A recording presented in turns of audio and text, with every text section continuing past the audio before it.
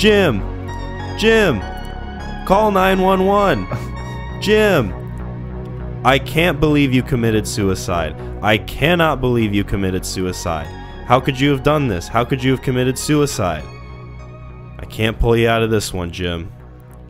With all we've been through, I can't pull you out of this one. That is a very pertinent quote from one of the movies we're gonna discuss today. Pertinent, yeah. I think it'll open up a lot of film discussion, a lot of great conversation. A film that is a well of depth and thematic prowess and narrative talent, I will say. Yes. I can't wait to get into it. So after we recorded the last episode, when we were talking about the tattoos, Yeah.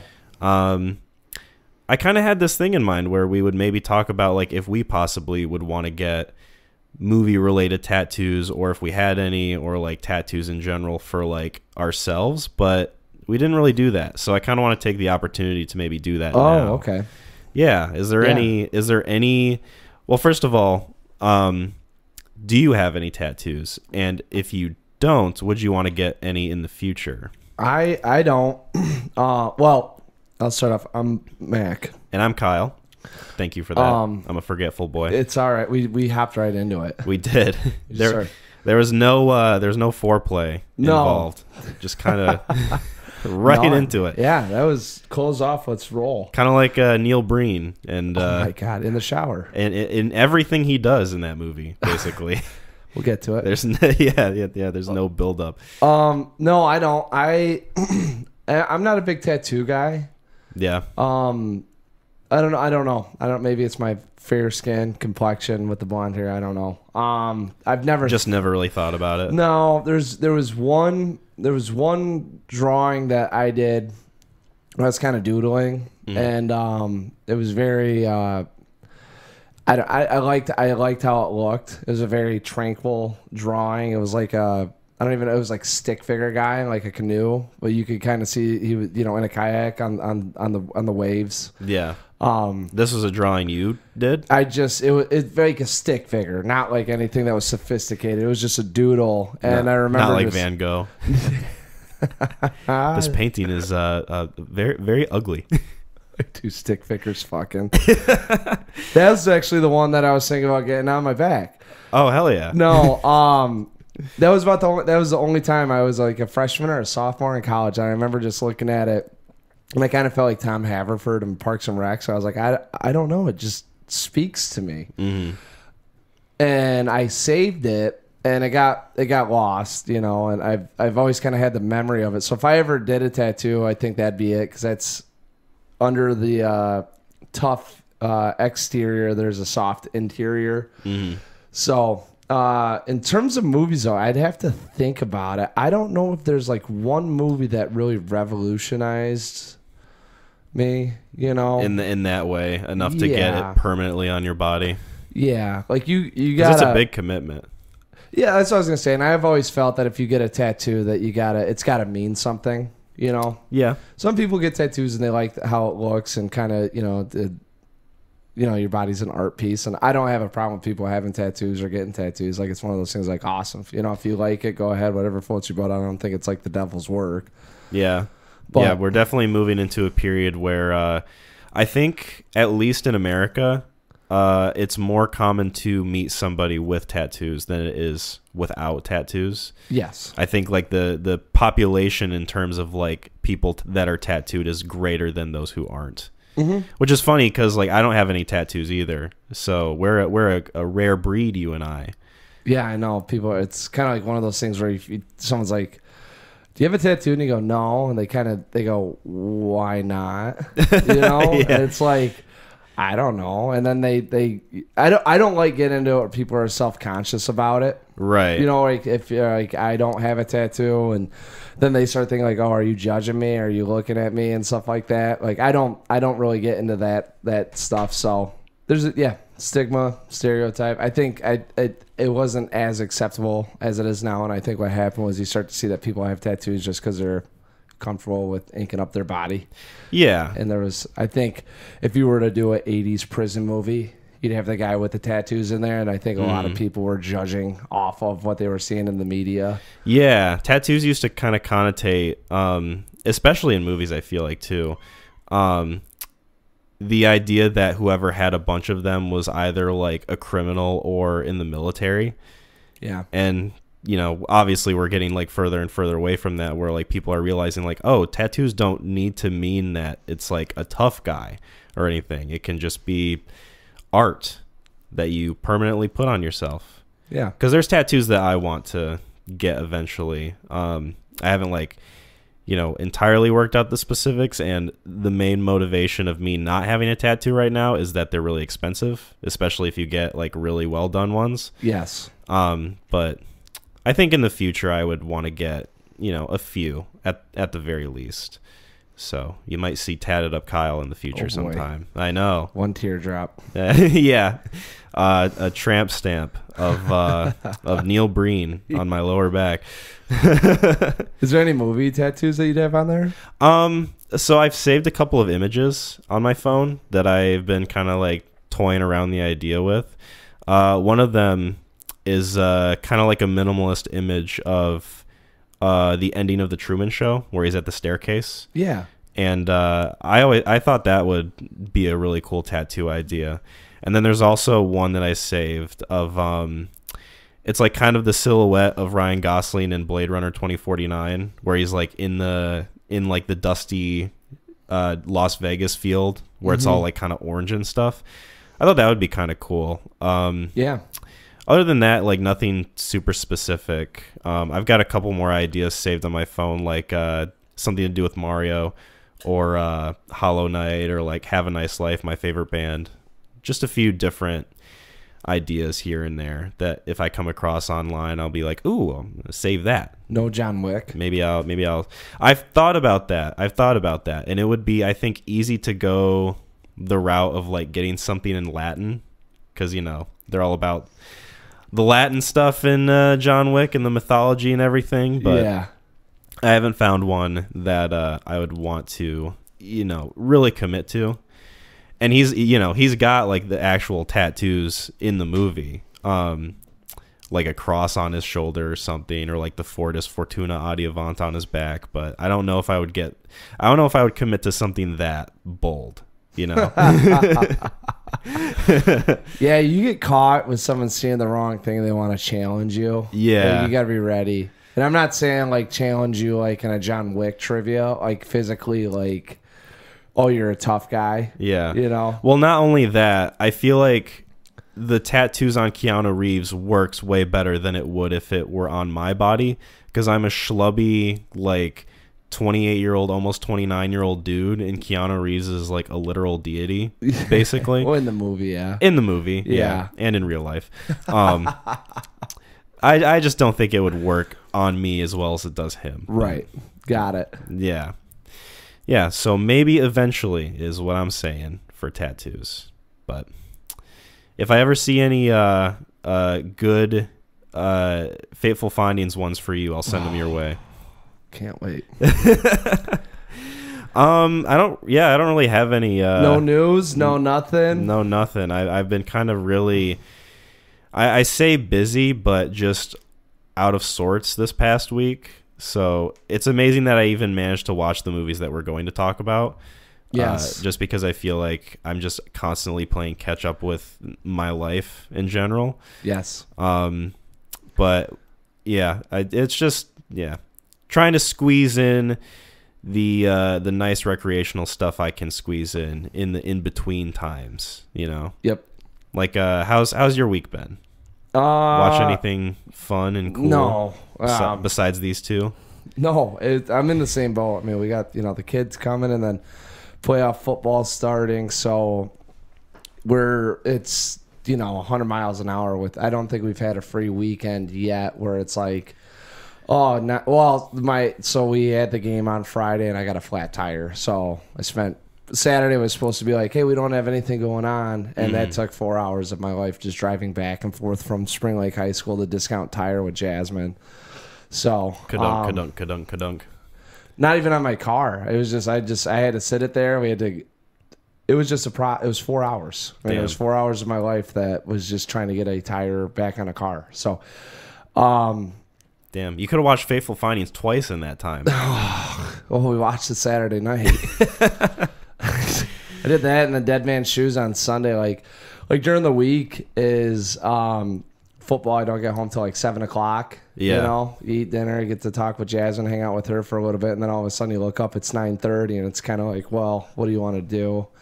You know, so I know we're trying to fit stuff in. Mm-hmm. My brother, I talked to Sam, and he recommended some wrestling show on Netflix, and I laughed. I was like, dude, I've got like 8 things that I'm trying to watch, and I don't know when I'll ever. Wrestling show on Netflix. It's not a show. It's a documentary. And I don't know. It might be on Netflix. One of the guys that we listen to, Jim Cornette, is a very. He's got a great personality. Okay. You know, he's a very. I mean, he's like a real life carny. It really gave meaning to wrestlers being carnies, and there's some show documentary on Netflix highlighting his. Third market company that he put together and this and that. So he recommended that to me, and I was like, dude, when I get the chance, I'll try to check it out. But like, it's hard to carve out the time. Once football stops, you know, and then I'm gonna have a kid in this world, so it's kind of another one. Yes, like DJ Khaled, another one. Yeah, I got to hang out with P and CP, so it's been fun. It's been good. It's been busy. It's been chaotic. So, but I'm happy that we get to watch the movies, and at least we carve out 2 movies that we know we're gonna see. So that's refreshing. Sometimes it forces us to partake in something that would otherwise just be leisurely. You know, it's kind of weird how that feeling kind of translates, you know. It's turned into like a third job, and it's not a little bit. It's not like too time consuming, but there are like, and you probably have the same thing. You got to organize certain parts of your day at some point in 2 weeks to. And not only that, but you got to spend time to like look into it and like think about it, and like really form your opinion. You know, that's why we got you. That's why. Well, that's why we got both of us, so we can both bounce off each other. Yeah. You brought up the wrestling show. I was going to ask you, and I'm glad you mentioned it. Have you watched the trailer for that movie, The Iron Claw? Was Zac Efron? I have not seen the trailer for it, but I've seen yoked up Efron, and he portrays. I can't remember who the character is. It's God. Here, I can look it up all. Okay. Yeah. Yeah, I haven't seen it. I've heard it looks good, and I want to say I've seen a lot of media on it. So, yeah, so Zac Efron, and I didn't mean to cut you off. I'm sorry. Zac Efron is playing Kevin Von Erich. Yes. Of the Von Erich wrestling family. Yep. And it's funny because I watched the trailer, and I just wanted to bring it up to you since you brought up wrestling. And I would suggest checking it out because it looks interesting. And the trailer? I'm already like, once it comes out, if I can see it in theaters, I will. If not, like, it's gonna be a movie that I will view. Yeah, but just talking about Zac Efron and how like beefed up he is, because there was like first images that came out months ago of like behind the scenes of him on set. Yep, and he looks like a turtle shell. Boy, howdy. He looks like he just ate a giant tortoise and is now keeping it in his body. Like yoked up, and I like him as an actor. I like his personality. So I'm interested in what's going on. And there's another guy in there. I think the guy from Shameless and The Bear. Oh yeah, Jeremy Allen White. Yeah, I heard that he's in it, and I think there's another guy. Like it's like 3 or 4 guys. He's like second or third build because he plays one of his brothers. Yeah, and I'm very excited to watch the movie mostly because of him, because I've been watching The Bear, and I really fucking like that show, and I really like him in it. Yes. So I'm excited to see him in a movie. Yeah. And from what I understand about the real life story, a very tragic movie that's going to I'm sure unfold. There's if I remember right, there are definitely sad things that happen to either the family or to, I mean, one of the guys. Yeah. Yeah. It reminds me, I mean, obviously it reminds me of The Wrestler with Mickey Rourke. Just an emotional, dramatic tale of a wrestler, except this one's going to be about a real life family. Yeah. And a real life person. What's the production company behind it? Do you know? I can look into it. I wanted to say it was something that had a decent name behind it. Oh, it's an A24 movie. That's what I was thinking. Yeah. So, I'm excited. Like I said, that's why I'm excited about it. I mean, I think we're going to get I think it's going to be a solid movie. Yeah, Jeremy Allen White's the second build in the whole movie. That's crazy. I wonder what else this guy did. Sean Durkin. What's his filmography like? So it looks like he did a movie called The Nest in 2020 that has Jude Law and Carrie Coon in it. Don't think that grabbed a lot of attention. That's a pass. And then before that, in 2011, he did Martha, Marcy, May, Marlene. Was that with Elizabeth Olsen? Yeah. Yeah. Have you seen that? No, but the phone's always listening. So I think I had Avengers on or something like that. And then like she must have had a line or something that I don't exactly know, but all of a sudden my Facebook started getting riddled with shit about her. Mm-hmm. And there was a movie with her. Who else is in that movie? So it grabbed my attention for like a different actor in it. In Martha, Marcy, May, Marlene. Yeah. It's Elizabeth Olsen, John Hawkes, Sarah Paulson, Hugh Dancy. Is your boy in that one? The Brady Corbett? Yeah. Yeah. Yeah, that's why we had to have been talking about Melancholia. Yeah. And I think there was an image of either he popped up or she popped up, and that movie popped up for whatever reason, so I started going through it and saw he was in it, and I was like, oh, I think they dated. Elizabeth Olsen and Brady Corbett? Yeah, either that or in the movie they were together. It was one of the two. It was a very weird rabbit hole I got down of those people being together. Interesting. And yeah. Yeah, like one of those things where like, oh shit, I didn't know they were a thing. I don't know if I don't think she's with them now, but I want to say that I thought I Googled and that it said that they dated. And like they were on set together of a movie, and I was like, when the fuck did they do a movie together? And I'll have to add this to my watch list. That movie popped up, and relatively successful. Had a $600,000 budget, made $5.4 million. Okay. And I don't remember what it's about. And the movie he might have been a love interest in the movie. I don't remember. I don't want to get the stories mixed up, but I want to say somehow they were. I mean, I know that's why it popped in my head that he was in it, because I remember that's why I was looking up the movie, because I read something that they either dated or something happened. I don't know. The plot focuses on a young woman suffering from delusions and paranoia after returning to her family from an abusive cult in the Catskill Mountains. Yeah. That sounds heavy. Wow. There's another movie that's coming out like that. Oh, wow. We saw it in the trailer for that shitty Liam Neeson movie. Oh, really? Like another... It was dramatic. It was like Brie Olsen, or it wasn't Brie Olsen, but it was like a chick that was having flashbacks of her dad.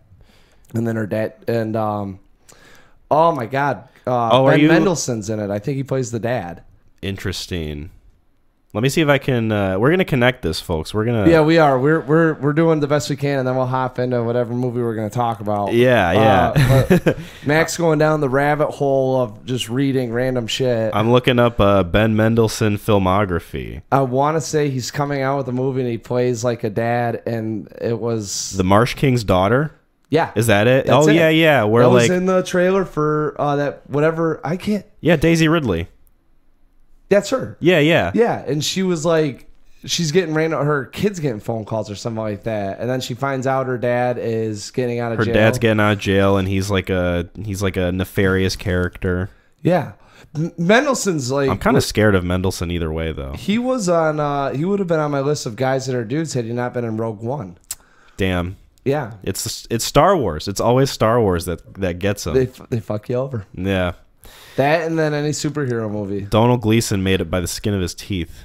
His little Irish teeth, because he's also in Star Wars. Yes, he plays... Dude, Star Wars... He plays General Man. They got when the new 3 came out, it was like campy to be campy. Like they were trying to do so much what the Avengers did, like Self-Aware, and it just came out as like really flat. Yeah, I want to watch the. Megan's showing me a bunch of movies, and Star Wars is going to be one of them. So I'm curious what I'm going to think of them, especially knowing a lot of what happens and what the movies are kind of about. Like A New Hope, or 1 through 9, or I'm gonna do release order. The what? The release order of the films. That's what I'm saying. Well, that's what I'm. Yes, I didn't know if you were watching the first 3 because it came out in the 70s. She showed me the first one, so like episode 4. I guess is what it is.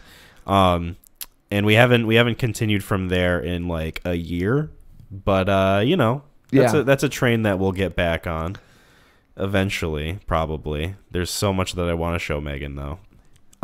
We watched a movie called Dead Man's Shoes. Yeah. And this was one that you kind of paired with Fateful Findings, which was my recommendation. Yep. Cuz at the time, there wasn't really much out in theaters, so we were like, we can just watch whatever. And Dead Man's Shoes was one of them. So I can let you take this one away. Yes, I will. And I didn't intend for it to be completely indie this week. I had no idea that Dead Man's Shoes was like a very indie film. Oh, it's, yeah. Super indie. Mm-hmm. So what happened was I was on Twitter and they were doing like iconic characters that's like playing small roles that you kind of forget, something like that. And one of the scenes popped up from Dead Man's Shoes. And I was like, and I didn't even know it. I was just watching the scene and I was like, what movie is this? I really like the look of it, and it said Dead Man's Shoes, and I've been wanting to watch Dead Man's Shoes for a while. It's a movie that I've probably had on my list for like 10 years now.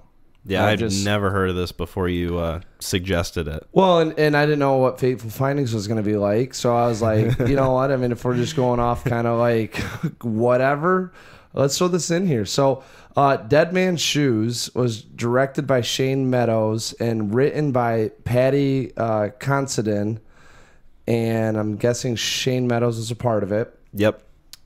And it stars Patty Considine as Richard.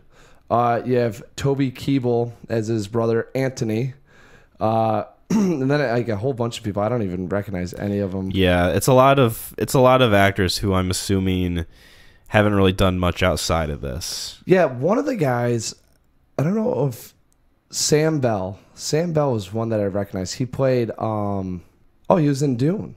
Oh yeah. Sorry, Neil Bell starred as Soz. Saws. Was he the tall one? Yeah, with the goatee. Yeah. Yeah. Okay. Because I remember Tough was the short guy with the weird shaped head. Yes. Yeah. Who ends up at yeah. Yeah. We'll get into it. Yeah. So by the way, if you haven't seen it, well, if you want to listen. If you haven't seen it, check it out if you want. It was on what was it playing on Sling TV or something? I watched it. What's the Pluto? Yeah, that's it. That's yeah, what I Pluto. saw. It was on one of the free ones.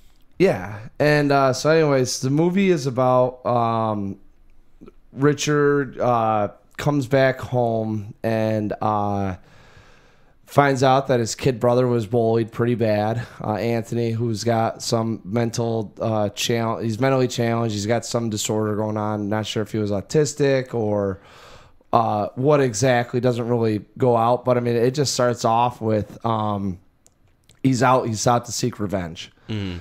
And we start going through some of the did it start off with them in the pub?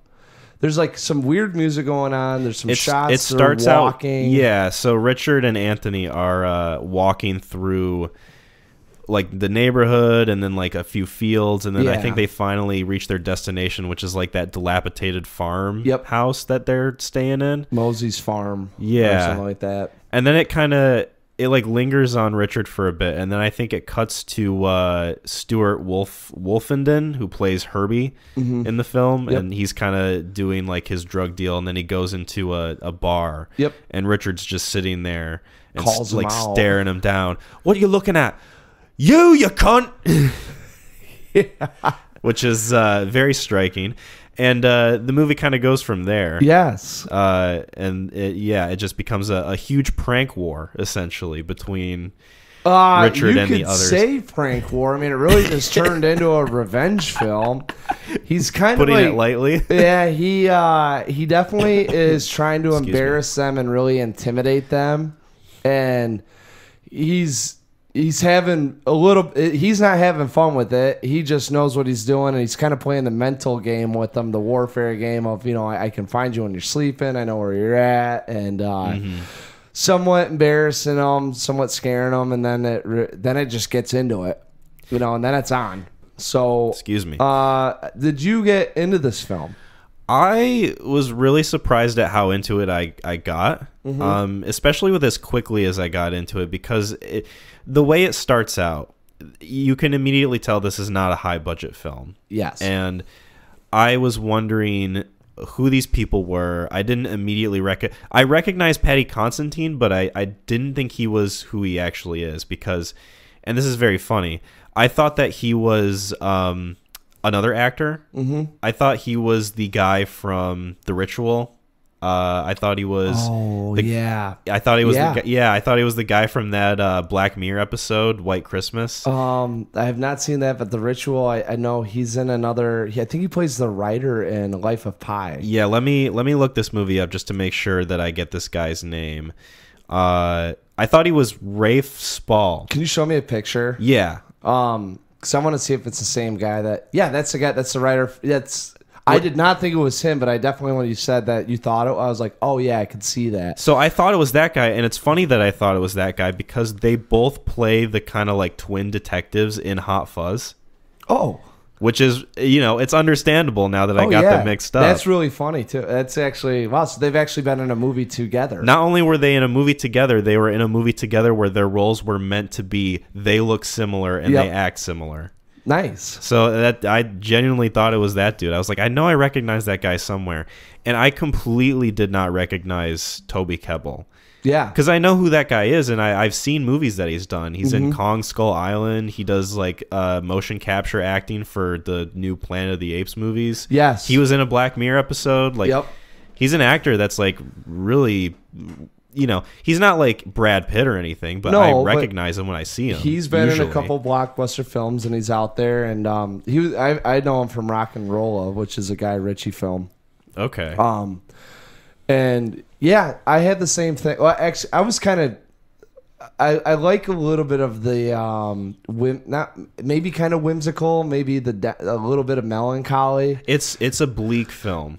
Yeah, it's a very bleak movie. It does not go up. Well, not only just in terms of like the subject matter, but the way it's shot and the weather. And that's the what I'm saying. Like I really enjoyed that it's all within 5 days. You have a great time frame. You know what you're dealing with, and you know where everyone's at with their mental status the whole time. Unlike another movie we watched. Yeah. I'm excited to dive into that. But yeah, going back to my enjoyment of this movie, I really liked it. I thought it was a good sort of grounded, like straightforward revenge thriller. And it reminded me a lot, like not in terms of like the themes, but just like the filmmaking of the Pusher movies. Oh, okay. The Nicholas Winding Refn films. And it really cements my idea that I think you would enjoy those movies if you like a film like this. It reminded me so much of, especially the first one too. Oh yeah. I talked to, because Sam's seen everything, so I told him that we were going to do this, and he goes, oh, I think you might, you're going to like this. This is right up your alley. So I did not go ODD on him. I was like, all right, I'm going to keep an open mind with it and watch it. And it was enjoyable. I think that there's going to be parts of this thing that that stick out with me. It's a very straight line plot, point A to point B, very simple, but I thought the acting was pretty good in it, and a lot of no-name characters that you see that really stick out with you. Yeah. There is some points in the film that are maybe not kind of questionable with character decisions.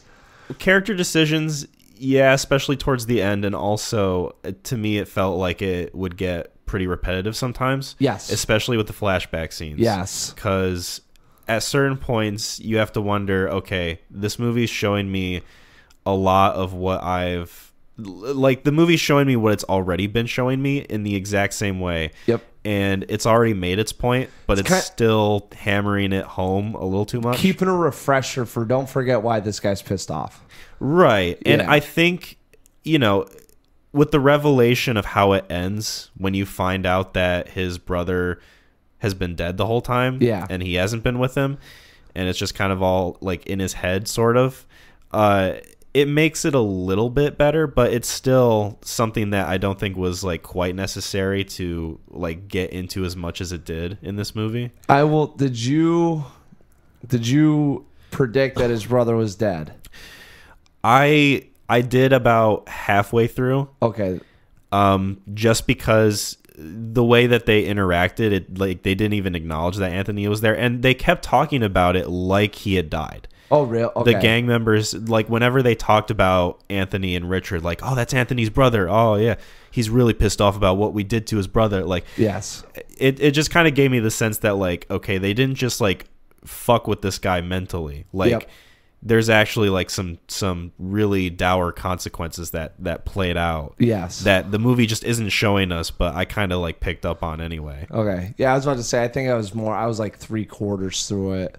Yeah. There's a funny line in Parks and Rec about Andy Dwyer, Chris Pratt's character, and former girlfriends talking about him and kind of like the downfalls of dating him or whatever. And she said, you know, this is a guy that after he saw some movie, don't want to throw that out there, predicted the plot twist was always going to be the character's been dead the whole time. Mm-hmm. And it was the second time that last weekend that I predicted that someone was dead. Yeah. So I felt kind of weird making a second call because normally you don't do that in movies. Mm-hmm.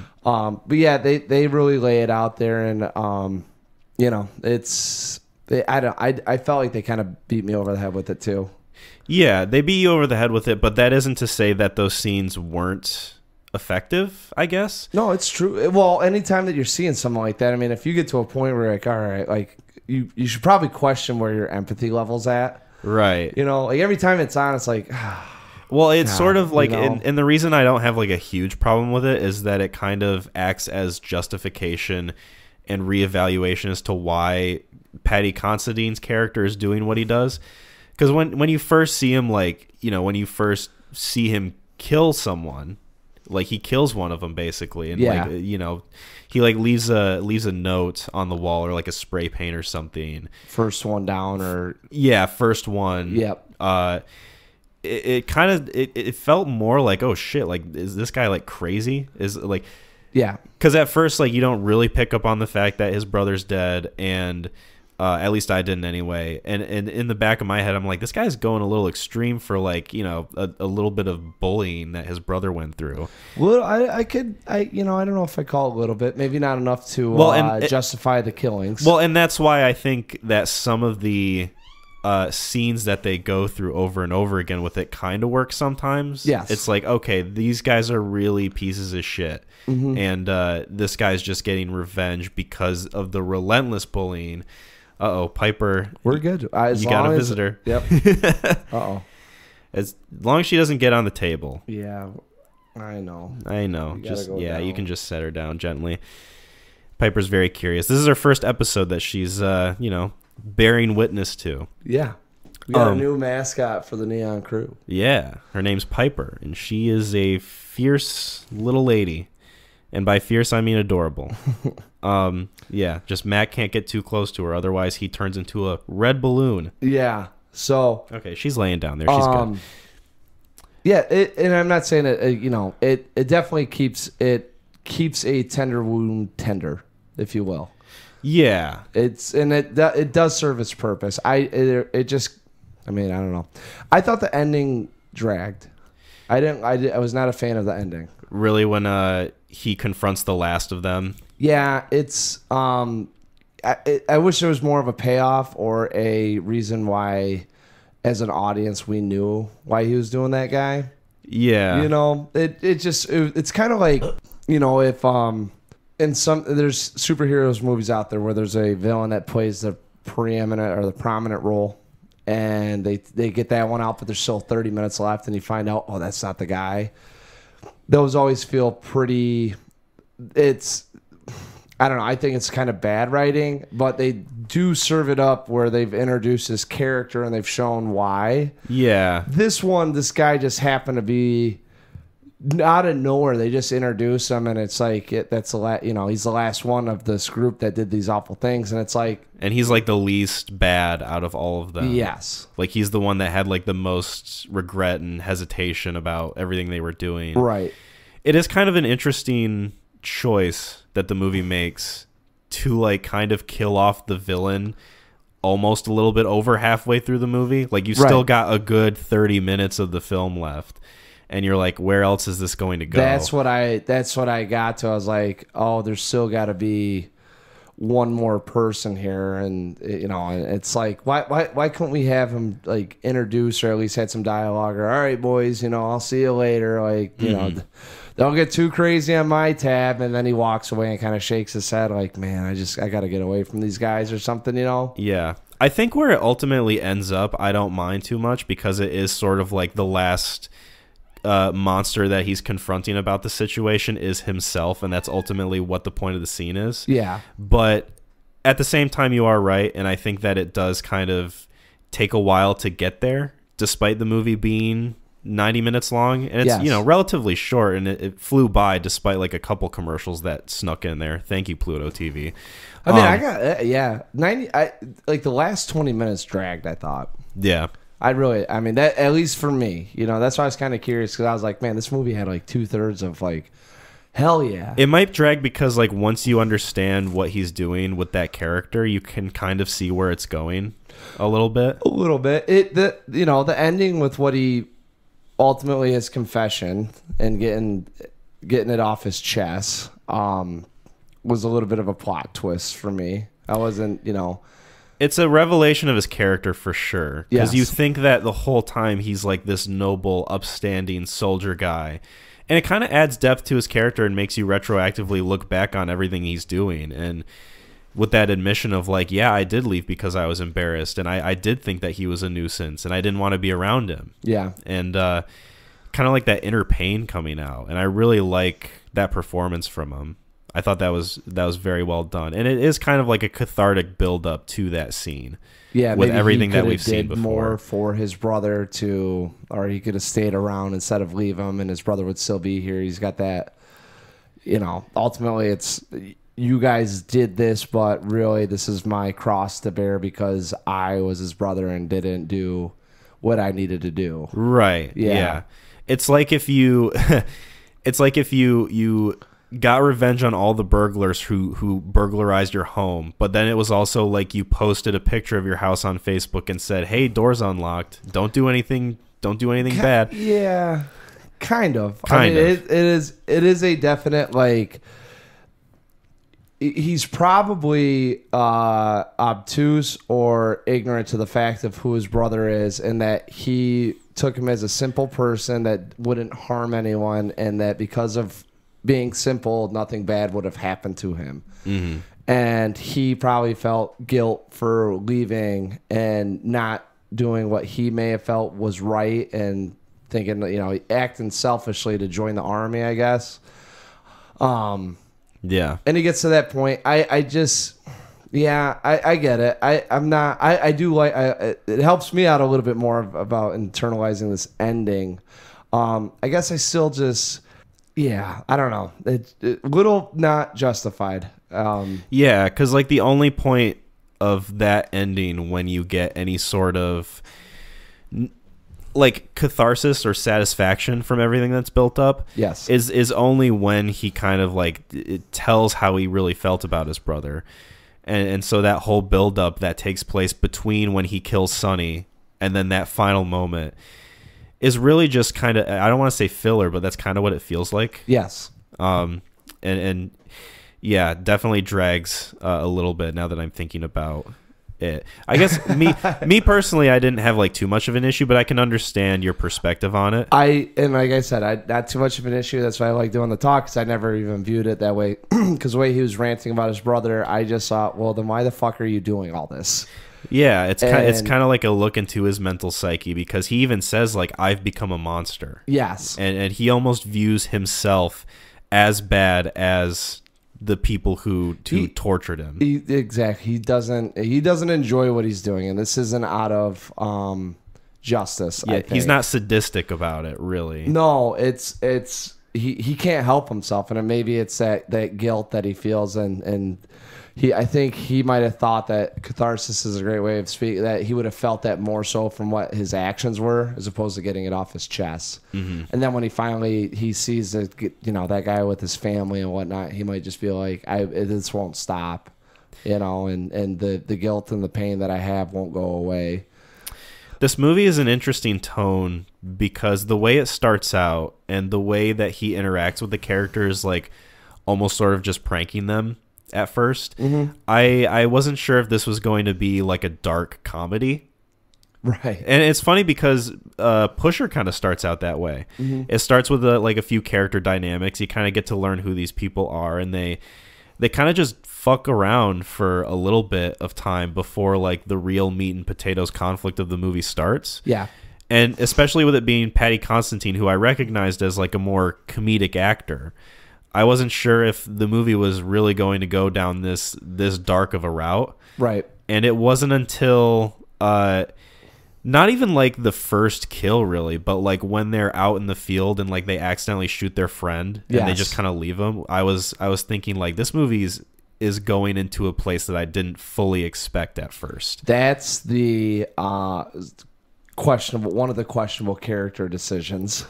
Yeah, I wanted to bring that up. Yeah, was not a fan of that. In the scene, that was probably like one of my least favorite moments right there. A lot of stuff that happens after I really like, but that scene specifically. So let's do it frame by frame.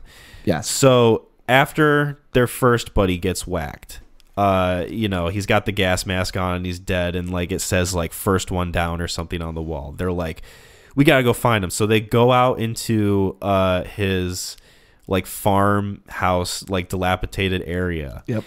With the goal of like killing him, basically. Like they say they're going to kill money and taking the shot from a distance. Not even like just knock on the door and he walks out, pop him, like bring him out into the. So like they had this thing orchestrated, plan, and they had a decent setup with what they were doing. Right. And so it's amazing to me that like this character would even come out brandishing just an axe when he knows full well that they're all probably there. And like one guy comes up to him and he's like kind of trying to talk to him, but like is very skittish about it. And then Sonny takes the shot and he kills his friend. He like accidentally shoots his friend. And not only that, I guess they're all so distraught about it that they just decide to drive off when he could have just easily like reloaded the gun. That's what I'm saying. And shot Patty Constantine. Like, I feel like Sonny is a character that wouldn't really care that much about like the emotional impact of the immediate situation to not kill Richard in that moment. Their whole plan was like, we've got to stop this guy. He's a force of evil in our lives that we need to end. Like, yeah, there's going to be casualties, so you still got to do it. Like, it's one of those things where like the intent of the scene did not match up with the scene logistics really at all. No, and to me, I'm like, it's just poor writing to keep this thing going, where it's like, let's take out another one as we go down this one by one trail, and hey, you just accidentally shoot him and you get so freaked out you leave. Yeah. And it's like, that doesn't make any sense at all. You have the ground on him. It's not like, you're standing 5 feet, you pull out the gun, accidentally shoot your friend in the back and realize, oh, he could throw this axe at me.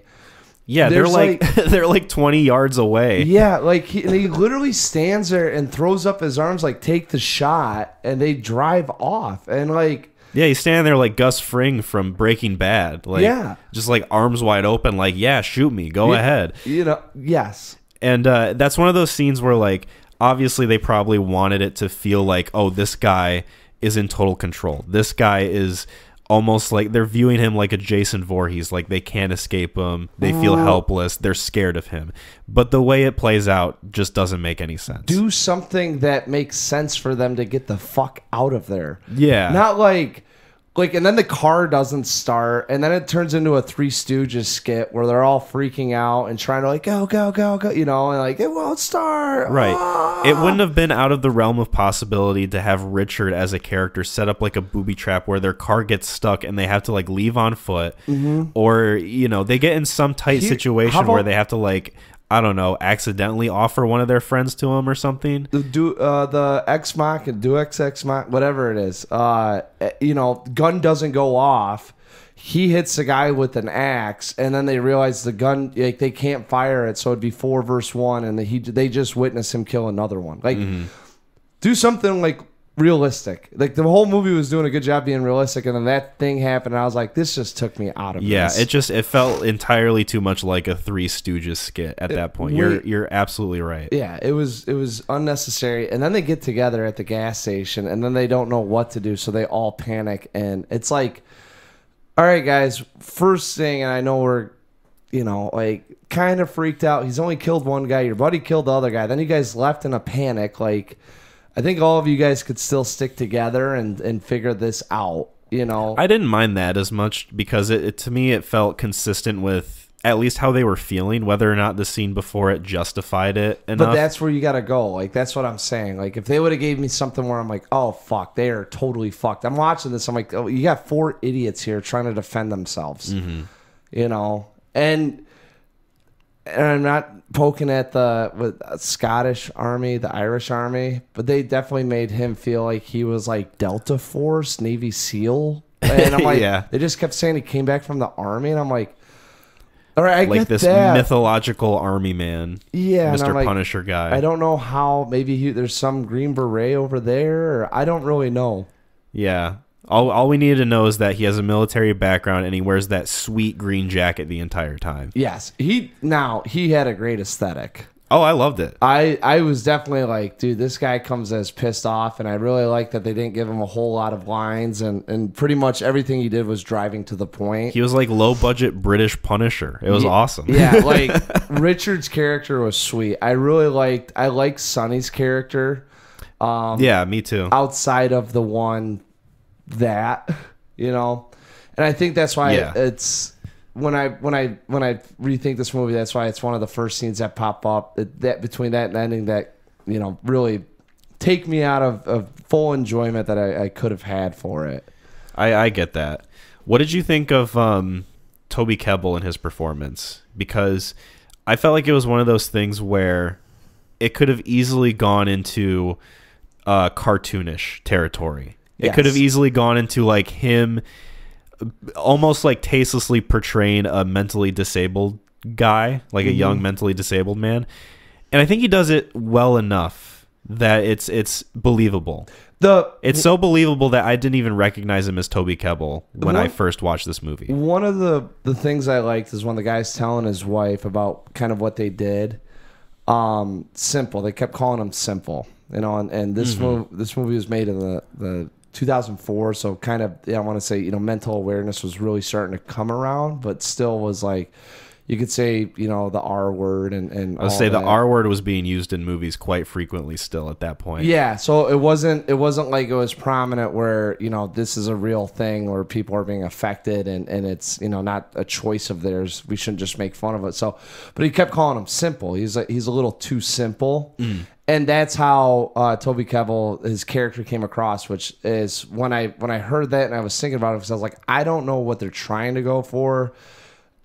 He just doesn't seem like he's got all his marbles. And it was very non-specific, and that's kind of what I liked about it. And he didn't do it over the top, which made it even more believable. Which you didn't have to describe what he had, because he didn't go and, like, you know, sniff my own shit or anything like that. Or, yeah. like, they didn't do anything that was out of the realm. They just, like I said, they just made him really simple, and there's, you know, I mean, it's just not fully functioning, whatever it may be. And maybe it's just a low IQ that, you know, I don't know, whatever puts you in that realm.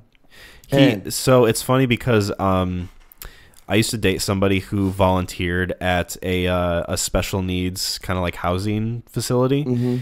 And so I was around a lot of mentally disabled individuals, young adults mostly, who they could live by themselves, but it had to be sort of like a housed situation. Like they had their own rooms and stuff, and they could like, you know, they had their own responsibilities depending on how severe their disability was. Enough bearings going on to understand the world around them, but And I've been around a few people who act a lot like Toby Kebbell does in this movie. Yeah. And that kind of like cemented my believability of how he was playing that character. And that's what I'm saying.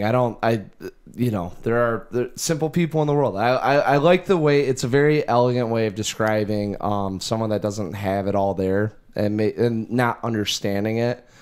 And like he just doesn't know any better. yeah, exactly. I mean, he doesn't, there's no distinction between, well, you know, right and wrong, but like when it comes into a lot of adult natured antics and events, it's not, in his world, he's still 12 or 13. And what they're doing is something that you would do with someone that was like 21, 22, that understood the gravity of what was going on.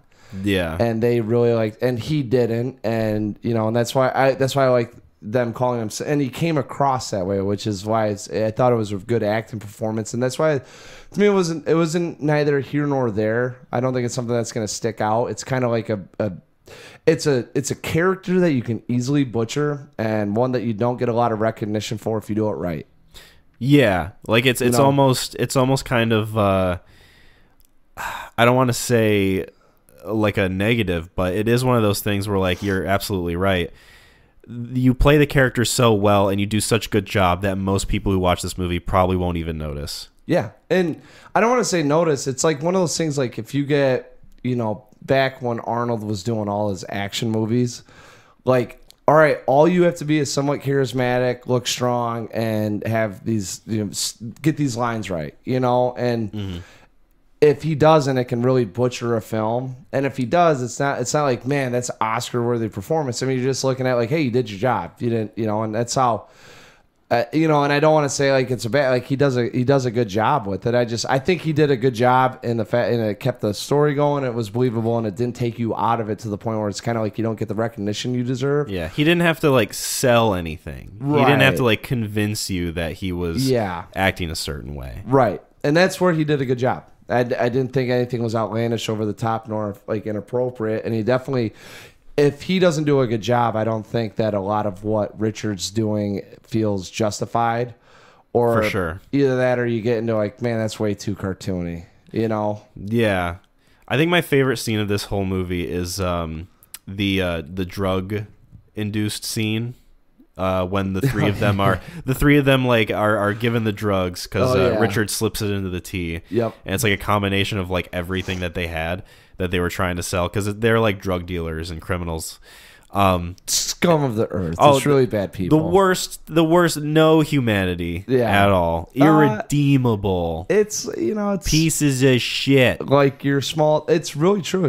And that's why it's a simple story. It's just small town bullies. It's guys that are making a little bit more money than everyone else, doing the wrong thing, having a good time, taking no responsibility of their actions. And right. The fact that they're drug dealers is almost secondary to the fact that they're just like scumbags. Yeah. That just like, it's like a group of friends who just like bully the disabled kid. You're in your 30s and you know, it's like, we're not going anywhere. I could be a manager at a, you know, Holiday Inn, or I could, you know, start selling drugs and probably make more money that it doesn't get taxed, and be able to do what I want as opposed to taking on responsibility and doing what's right. And that's why I think they had to be drug dealers. Like if it was like guys that were in suit and ties coming back doing that, you'd kind of feel a little weirder about it. Right. And they have to have enough of a like sense of streets to have guns and to have a sense of retaliation. Like, we're gonna fucking kill this guy. They know what it's. Yeah, they see that, but it's either us or him.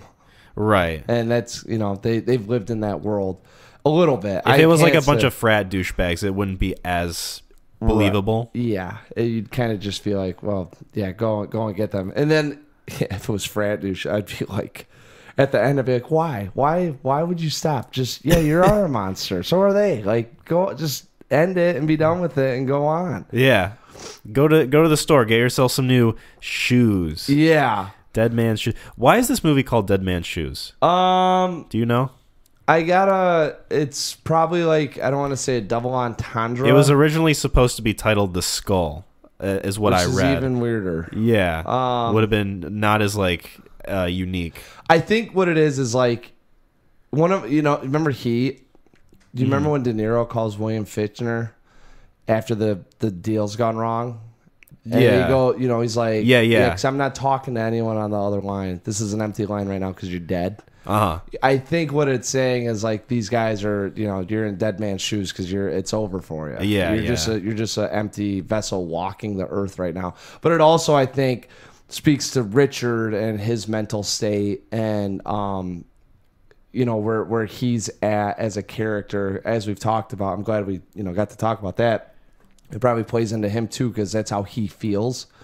He's just carrying out these actions not by his own choice, but by whatever guilt and shame and whatever's driving him to do these things. So it kind of plays into both parts. Yeah. I had to guess. I just really like how that scene played out with the like hallucination stuff between the bad guys and the way that Patty Constantine is just like fucking with them the entire time. And I was a little confused about how the events unfolded a little bit when he shoots Sonny in the head. He like puts the bag over his head and he shoots him. Because I think that's just the nature of it being lower budget. Yes, 100%. Because at first I wasn't sure if he like shot him or if he like just pistol whipped him. Agreed.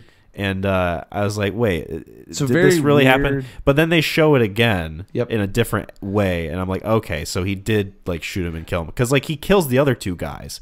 So Yes. it wouldn't make that much sense for him to just knock the main guy out and leave him there and be like, all right, I've done my job, and then like wipe your hands and leave the house. That's where I was confused. I was like, I don't know where we're going to go with this thing because those were all the characters that we had really seen and had been introduced. No, it was a fun scene. It's a great trip too, like with them, just in there with how it's filmed. Very well done. I mean, like like I was confused because he told Anthony that he said this stuff will knock you on your ass and take you out. So I thought he poisoned them or spiked the drugs. So when they were doing that stuff, I was like, aren't they supposed to be dead the way he talked about it? Yeah. So I was just like, all right, like, I don't know if maybe if he doesn't make it out, they'll still die. I don't know. Yeah, it was fun. I like that. I wish, I wish that was closer towards like the end of it, but once again, I mean, it feels a little too final for it to be like only an hour into it. Yes. When you know that there's way more after it. So did he find that guy and like skin him and stuff his skin in a suitcase? Is that what happened?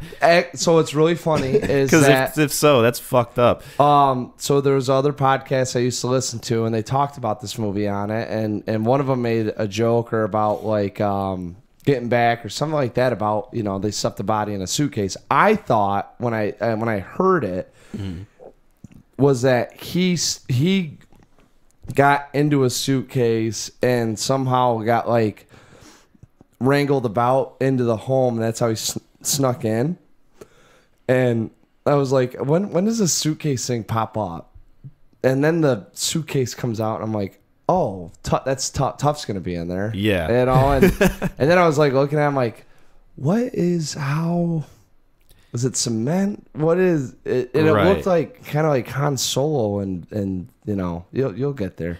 Episode 5. Don't spoil Star Wars for me. Heaven forbid, dude. You're gonna see Han Solo, and then you're gonna think about Tough, and you're gonna be like, they did kind of look similar. I guarantee you, now that you've mentioned that, I'm going to watch those movies and be like, oh, this is like Dead Man's Shoes. Yeah, guaranteed. My feelings about this movie are the exact same as Dead Man's Shoes. Yeah. Awesome. But if I had not known it, like, I'm sure if I was in your shoe, pardon the pun, in your shoes, not ready for that, it kind of been like oh, wow.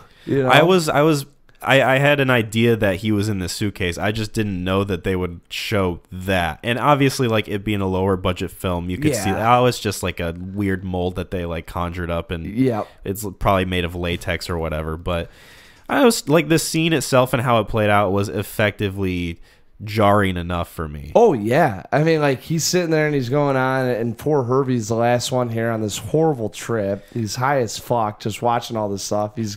Which I like the way they do that, because it's kind of a bookend to how the movie starts. Because he starts with harassing Herbie, and then it ends with him killing him. Well, it's not. I mean, it's not done. That's what I'm saying. Like it would have been air quotes. See, like that. That's what I'm saying. Like they had enough shit in here that they just would have figured out a little bit more of the writing. Yeah, you know, like that's where I get frustrated. I was like, like of course Herbie's gonna, and it like prevents it from being a great movie. Yeah, yes, and figure out a way, maybe, have that be it when he's talking to Herbie, and then goes, I'm not going to kill you, and then he does the whole thing he does at the end after he gets it all off his chest, and then he goes, I want you, and then, with his dying breath, it's like, enjoy the trip, and because that thing spiked and that Herbie's going to die anyways, so it kind of like everything gets wrapped up in a nice bow, where...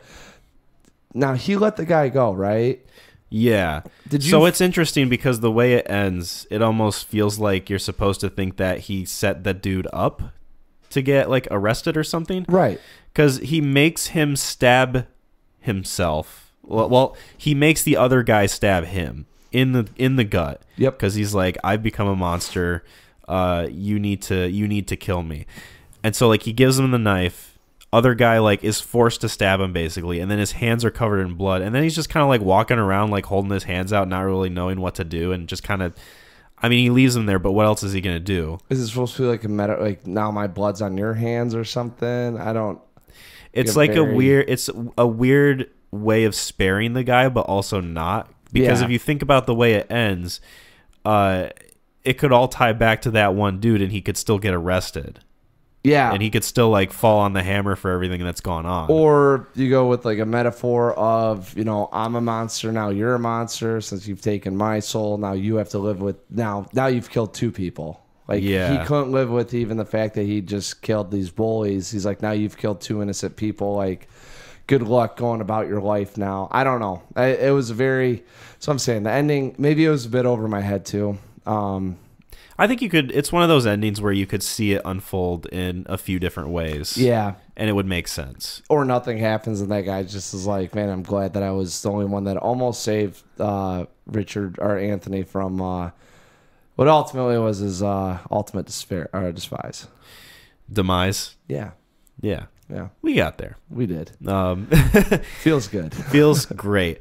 Was there anything else we wanted to say about Dead Man's Shoes? No, it's kind of tough with point A to point B, and the characters were written well enough. I don't think that any one of them really stood out, but they all did a great job to make this movie feel a little bit faster moving, if you will. Mm-hmm. I don't think any one of them you kind of were like, oh, Jesus Christ, got to go through this again.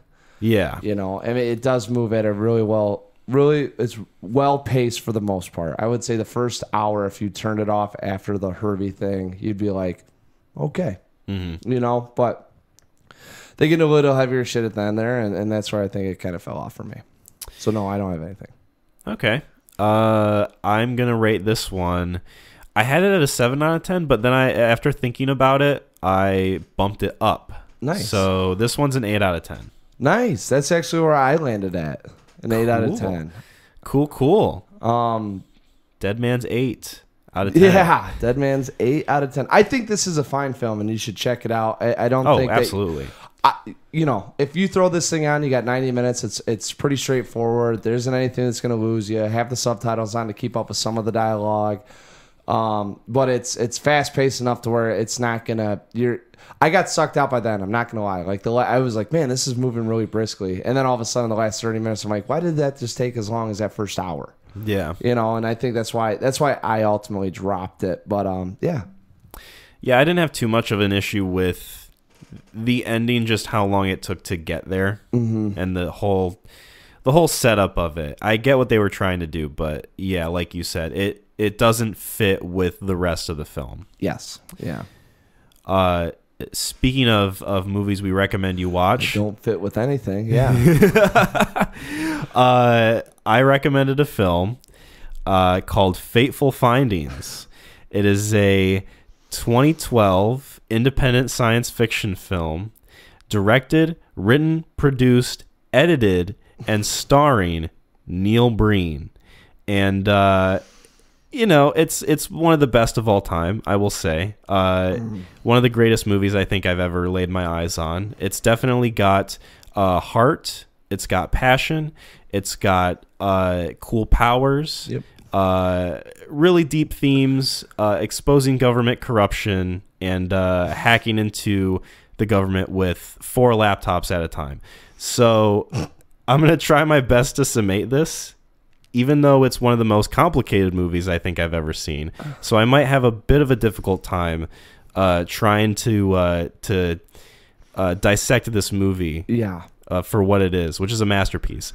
So the basic plot... Yep. I'm sorry, excuse me. I just can't handle the power of this film.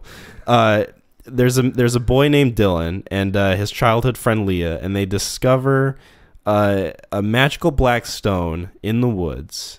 And Leah's family's leaving, but Dylan and her share these items that they find in the forest. She gets a bracelet, and he gets a cool black stone. And, they say it's the most magical day ever. And they each keep their trinkets. And then later in life, Dylan, as an adult, he gets hit by a car. But that doesn't stop him from returning home and doing what he needs to do, which is exposing the government corruption and unlocking the power within to, have an affair with his childhood friend from his wife, who is addicted to pills. And his friends who are having a bit of a marital farcus, I guess you could say, with a daughter who is hitting on him. He's a man with the weight of the world on his shoulders, and damn it, he's going to get through it the best way he can, exposing the government and coming out on top, despite the odds. I am so curious what your viewing experience with this movie was like. Because I knew what this movie was going into it, but you virtually had no idea. I did not. I also did not. I didn't do any research. Like I said, I was going to go into it green.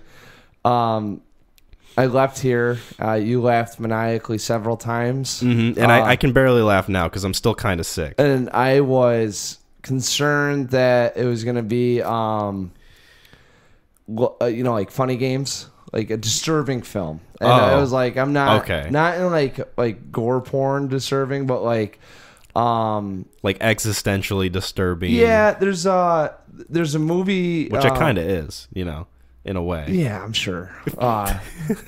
Yeah, makes you really question the government.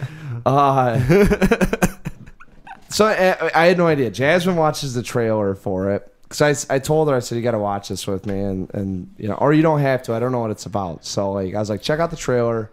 And, if it's something where you're like, oh, God, I'm not watching that, you don't have to. Just take a nap.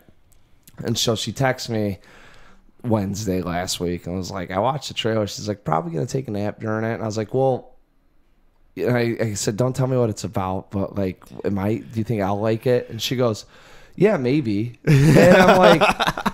That's not one of the most fucking cop-out answers, You were offended at that point. Well, I wasn't offended. I told her, I go, what it really fucks me is my movie palette and my taste. It's not like, oh, Mac likes just comedies, or he really likes his action movies. I've got Neon Demon rated the same way as, the Arnold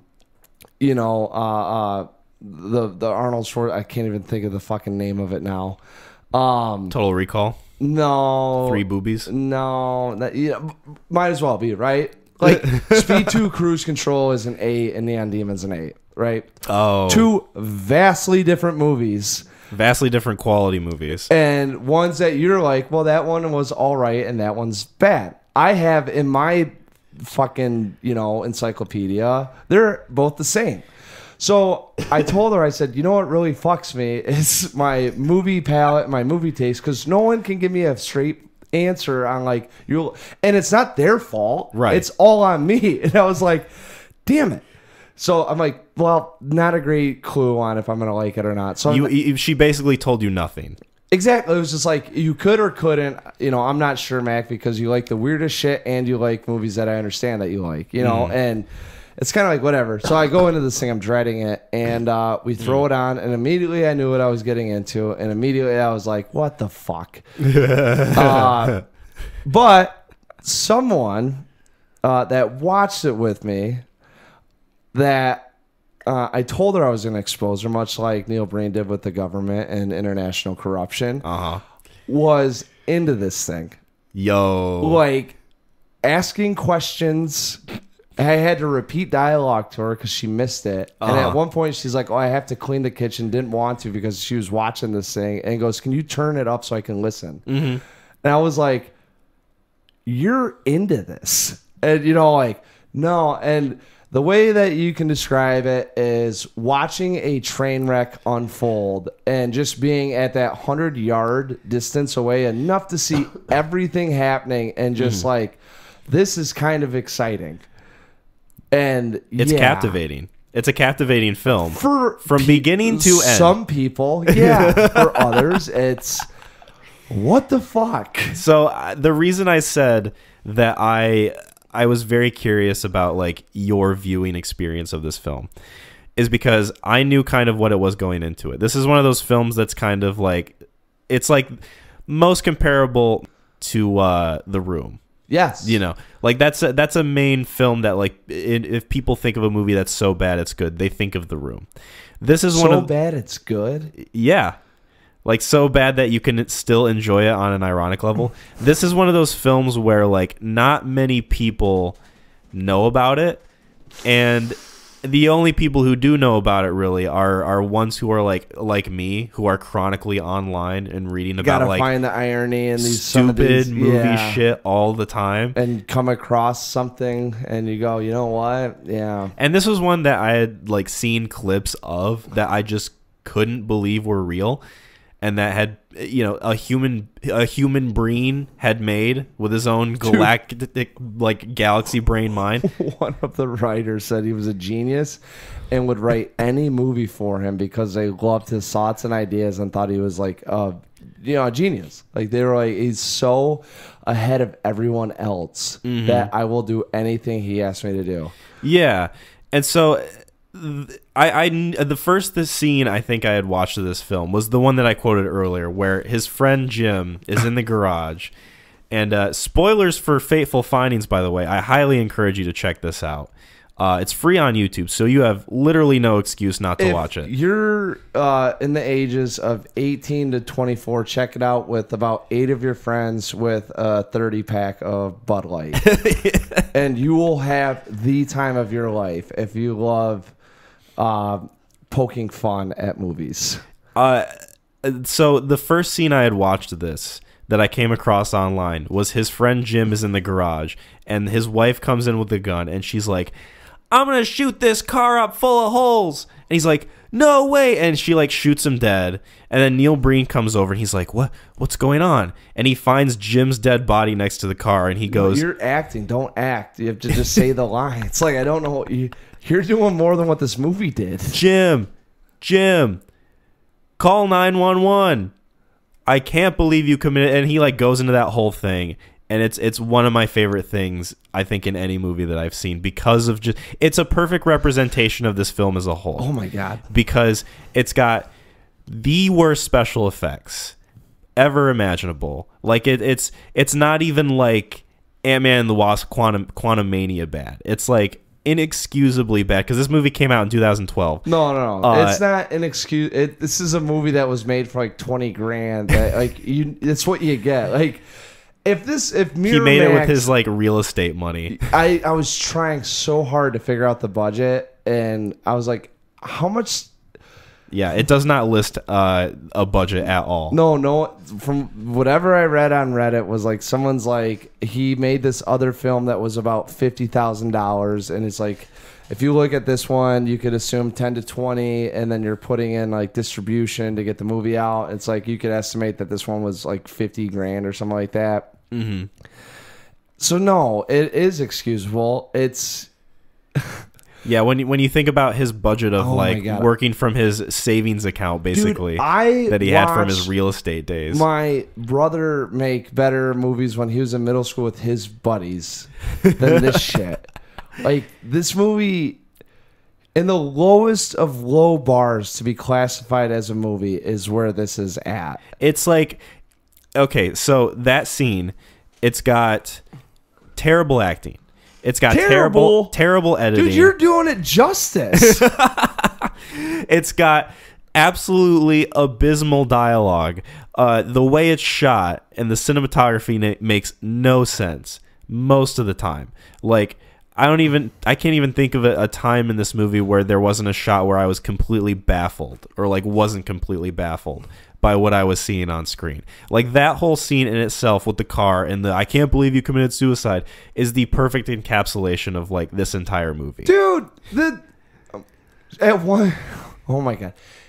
20 minutes into the things, he gets hit by a car for no reason whatsoever, because he hasn't been, or maybe he had started. I don't remember if he's like, I've been uncovered.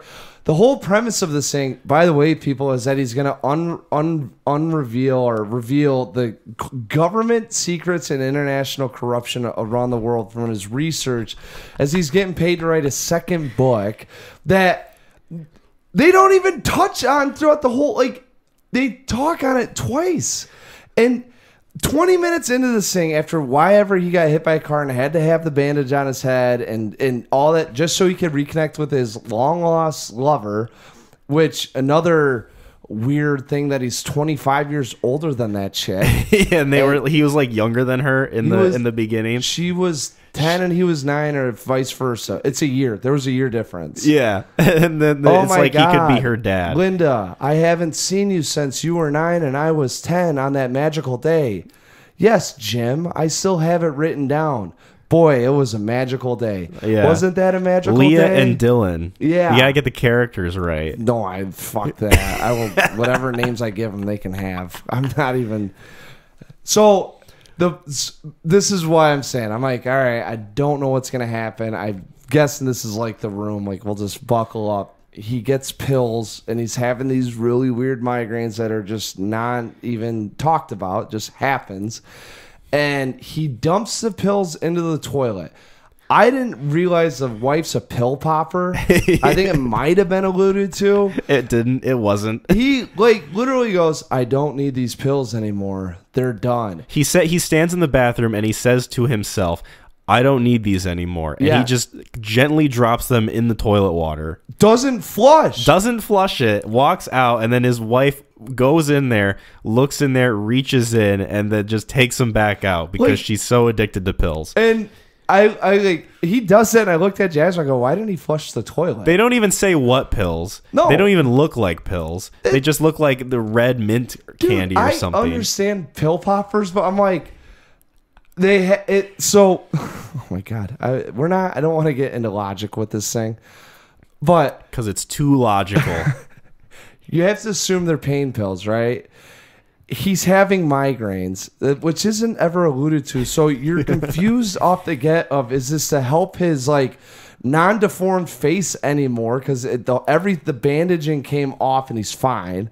Or is this to help out with the migraines that no one knows if it's like, is it because of cell phones or like, what's he tapping into with it? Well, he got hit by a car and that's why his head hurts so much. Yeah, but that's why he got to take a nap at his laptop. And he'd go, and like rub his head, and it's like. And then he throws a bunch of books at his laptops.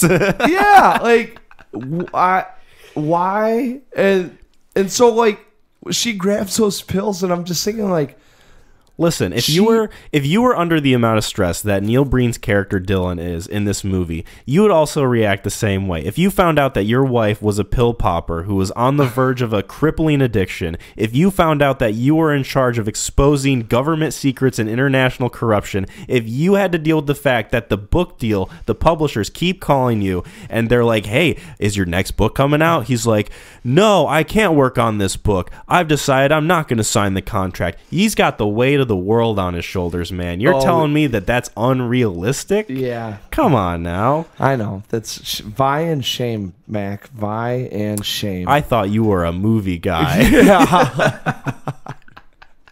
dude.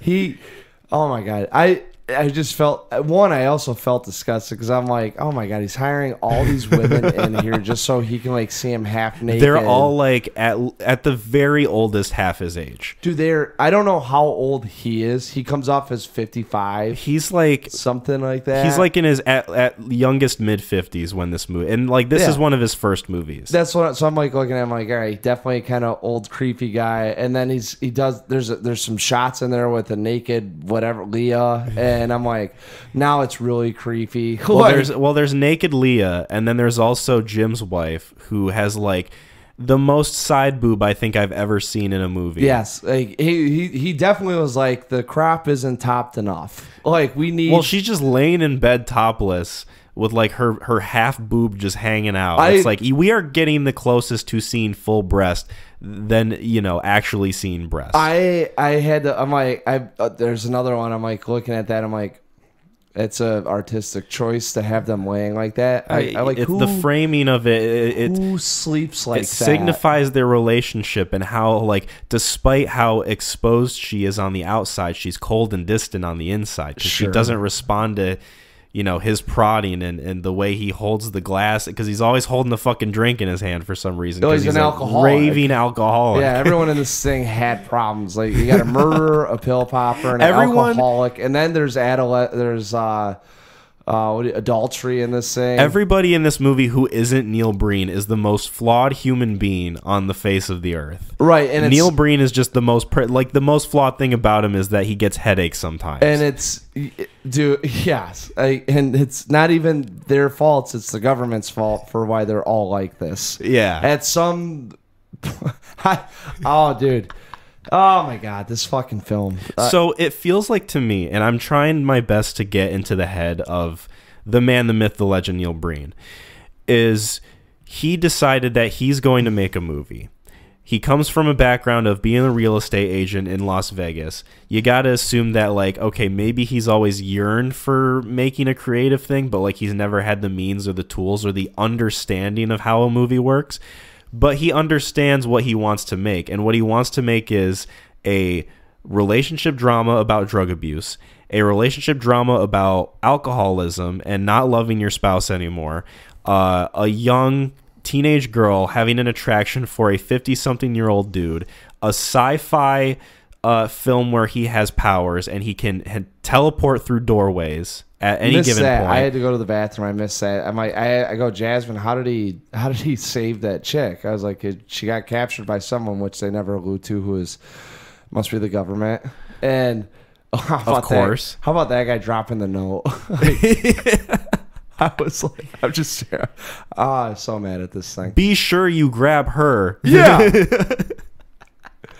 We're at this location. Who's paying you to do this? Because, like, if you're getting whoever set that up, and if it's the government, like, I feel like they'd be a little bit more on top of their shit besides leaving a fucking 3x5 note card on your door. Right. He wants it to be like a government espionage film. Yeah. But he also wants it to be like a mythical, like, we found this object in the woods. It's kind of like a MacGuffin, essentially, and it's acting as like an important object in the film, but like, what does it really do? There's like a lot of mystery behind it. It wants to be like a sort of surreal, like, dude, fucking forgot that. What is this thick ass cheese book that he's looking through the whole time? Oh my! Hey, how did he save what's her nuts? And Jasmine's like, well, he teleported here, and I'm like, oh, and she goes. Yeah, because that he found that black stone and it's got super mythical powers or whatever. And I'm like staring at her and I'm like, no, I kind of forgot because there's nothing's happening in this fucking movie. I have no idea. But everything's happening too at the same time. That's the magic of it. It feels like nothing is happening, nothing of consequence is taking place because the movie has no sense of what a consequence is. But also everything is happening. That's the beauty of this film, is that somehow it turned out the way it did. And I don't fully understand it still. I've watched videos about this movie. I've read about this movie. I fail to understand the psychology of Neil Breen and what he wanted to accomplish and how he went about it the way he did. Because not only At least with something like The Room, you can tell that like Tommy Wiseau's crazy, but most of the acting in it is just because like the actors don't want to be there. In this film, it feels like everybody acts like they're an alien in human skin, and they don't understand how humans work at all. Yeah, that's what like. Oh, yes, that's exactly why, and that's why this thing is flat. Get away from me, Jim. You're drunk. It like flails around, knocks all the corn and barbecue off the grill. And then there's nothing. Immediate next scene is them all together by the pool going like, well, this has been fun. Cheers. Yeah. And he's like holding her hand. It was so great to reconnect with you again. Boy, here's to new friends. And it's like they do a cheers, and then he turns to her and goes like, that was good. Yeah. And then his wife is like staring at him menacingly, like, you know, like, you like her. I love that little moment where they're all sitting there just like air quotes eating, and I think it's Leah who looks over at his wife and she's like, oh yeah, what's wrong with her? Anyway, back to my conversation I was having for realsies. Oh my god. Yeah, this movie is just like hit after hit of like unintentional comedy, and that's why it's one of the best movies ever made. Nothing. Unintentional beauty is what it's collateral beauty. Dude, they're at that fucking dinner and he knocks off his beer and he goes, oh, I guess I will have that wine. And then they all laugh. And I'm like, are they not recognizing that he's an alcoholic? I don't know the tone here of like, why was that even necessary? Hey, I want to invite Amy and Jim over for a barbecue. Sounds nice. And then they just hang around in the kitchen for like 3 seconds too long. Yeah. And it's so Everything awkward. was 3 seconds. He invited the doctor over that he didn't even know that they were the person. Yeah. Hey, let's get the doctor over that doesn't remember your name and didn't fix you because you escaped. That's true. He had no idea that she existed because he was in like a weird coma the entire time where the oxygen mask was over his bandage. That's what got hooked Jasmine. Yeah. She was like, she goes, how is that working? And I looked at her and like my first thought was like, are you serious? Plus it's filmed in his living room because you can see the fucking blinds back there. She goes, you know this movie's old, and I'm like, yeah, how? And she goes, that hospital room is not how that's how that, you know, they look back in the 2000s. Like it definitely looks like that now. And I'm like, when were you in a hospital in the 2000s? And I'm like look at this thing. Like, also, it's his fucking house. It's his curtains. Yeah. I have to roast her because she was totally into this thing, and Hey, I understand it. That's the power of Neil Breen. No, he sucks you in. Parks and Rec is just so. There's little Sebastian, which is a tiny horse, and the town loves him. And Ben comes in there. He's like, I don't get it. It's a tiny horse, and they're like, yeah, because you're an idiot. That's how I feel like. And that's the beauty of this movie. If someone goes up to Neil Breen and says like, your movies are bad, they're incomprehensible, he can look at them and go, well, you just don't get it. Yeah. And then he can walk away and be totally fine. It's art for you, bitch. Art is subjective. You're supposed to read into things. Do you like your Marvel movies? ? Yeah. Do you like everything handed to you? Do you think maybe this was a little over your head? Yeah. It's like, oh, yeah. You got to have at least 180 IQ to even fully understand what's going on in this movie. See, that's why when I was in college, someone was like, let's watch The Room. And I've seen The Room once. And everyone, like, it was like 8 of us, and 7 people were poking fun at it and laughing and having a good time. And I just sat there and I was like, this is going to be 80 minutes of hell. Like, it's just... So you don't get any ironic enjoyment from this? I'm not... At all? No. See, like, when it comes... Really? That's fascinating. When it comes to like, and I don't want to say like, because obviously I joke around a lot and I have a good time, but like when it comes to, I don't know why, but when it comes to movies and when people make poor movies, nothing about it, because it, like you said, it feels like they took aliens and had them act as people. And that's what takes me out, because then I'm not watching people, I'm watching aliens. And it's like, why? Well, the thing I think that I personally love about it so much is that there are movies that come along that... Did you just say love? Not to spoil my thoughts on it, but there's movies that come along where people, it kind of like becomes a cultural thing of, oh, this movie's so bad it's good, you need to check it out. But you watch a movie like, I don't know, fucking Morbius, and that gets memed on, and it's got like a whole sort of like weird meme culture around it where like they just make fun of the movie. And I'm like, okay, I'll check this movie out. Maybe it's got like at least some like entertainingly bad value I can get from it. And then I watch it, and it's just, you know, there's like one funny scene in it, but for the most part, it's just a bland, unspecial superhero movie. Like there's nothing, like it felt lazy. It felt like they didn't try to make a good movie. It just felt like they made the most boring, bland superhero thing that you can think of. With this movie, I get such a kick out of the fact that it feels like Neil Breen wanted this movie to be a masterpiece. He wanted this to be his magnum opus, and he went about it the way that he understood, which was the absolute worst wrong way you could possibly go. When they try as hard as they do in a film like this is when I get the most enjoyment out of it, because it makes it more enjoyable for me. Well, that's the difference, I think, is that I don't like watching people fail miserably. And you know, like I'm trying to think of a scene in a movie, but like I can see it too, but you know when the guys, like there's a guy, he'll be sitting there like, oh, I tried, and they get it up on screen, and you know he's sitting there watching it like this, and everyone just starts laughing. He's like, oh, maybe they're laughing with me, and then he recognizes, oh, they're laughing at me, and then you realize he did all that stuff, and it is like he's the joke of the town now. Yeah.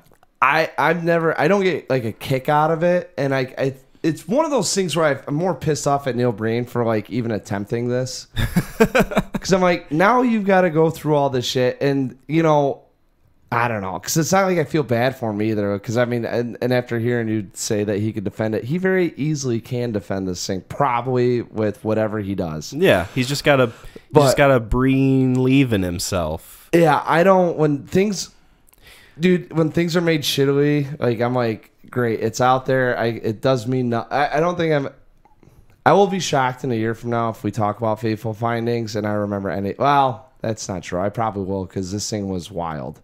So I think when it comes to something like The Room, and I enjoy this movie about the same as I enjoy this movie in the same way.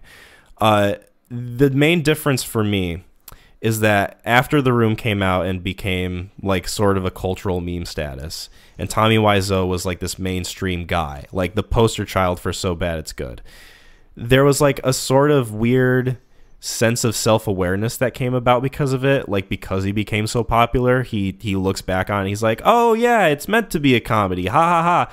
Neil Breen will never do that. Because he's made more movies after this that are of the same vein and as serious, air quotes, as this film. And if there's any sort of level of self-awareness that he has, he doesn't show his hand, because he continues to make the same type of movie and he goes about it the same exact way. I love it. He's probably a hustler and is like, well, I can make these things for $30K and I can make $70 after distribution. You know? Like, that's where I think he's at, where he's like, it's not going to be a lot, but it's another profit stream. And that's where it's like, whatever. I guess you got your audience, but yeah, it was like either it's a long, like one of the best jokes ever committed from a filmmaker, like he's doing this all on purpose to like have a laugh on us, or he's like completely serious. I think he's completely serious. I think he is too. Yeah, he's completely bought it. I think what it is he's like, here's the thing. Let's say you got a lemonade stand and you're like, oh, I buy all my stuff, really tart lemonade, right? All right, you know that there's way better lemonade out there. It doesn't matter. I can still buy this stuff for $30, and at the end of the day, when I go in, I will have a profit of $100 for making lemonade, really shitty lemonade, off $30, right? He knows it's not good. It's just $100 coming in. So maybe that's like 10% of his wealth is that $100, right? Where he's like, I can just keep making these shitty films. See, I don't know if he knows that they're not good, though. That's my question.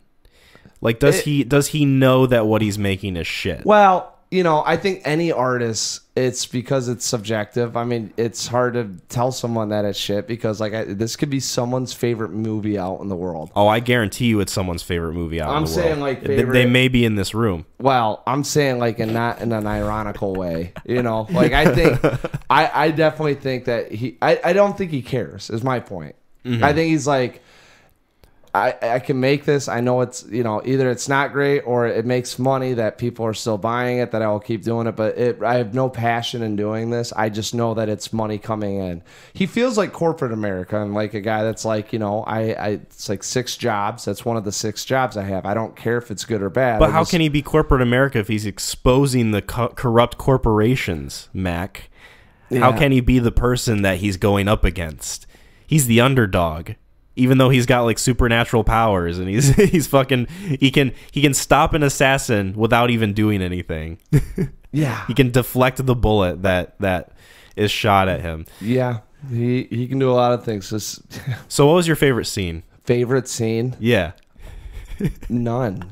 Oh come on, you gotta have one. No, dude, like when I watched this thing, I was drinking beer and I just kept like I was like whatever. It's 90 minutes. Oh, you gotta have one. I'll tell you mine. No, my like favorite thing that happened is the ending, and for no reason, just happening and just watching it, being like, well, it's over and.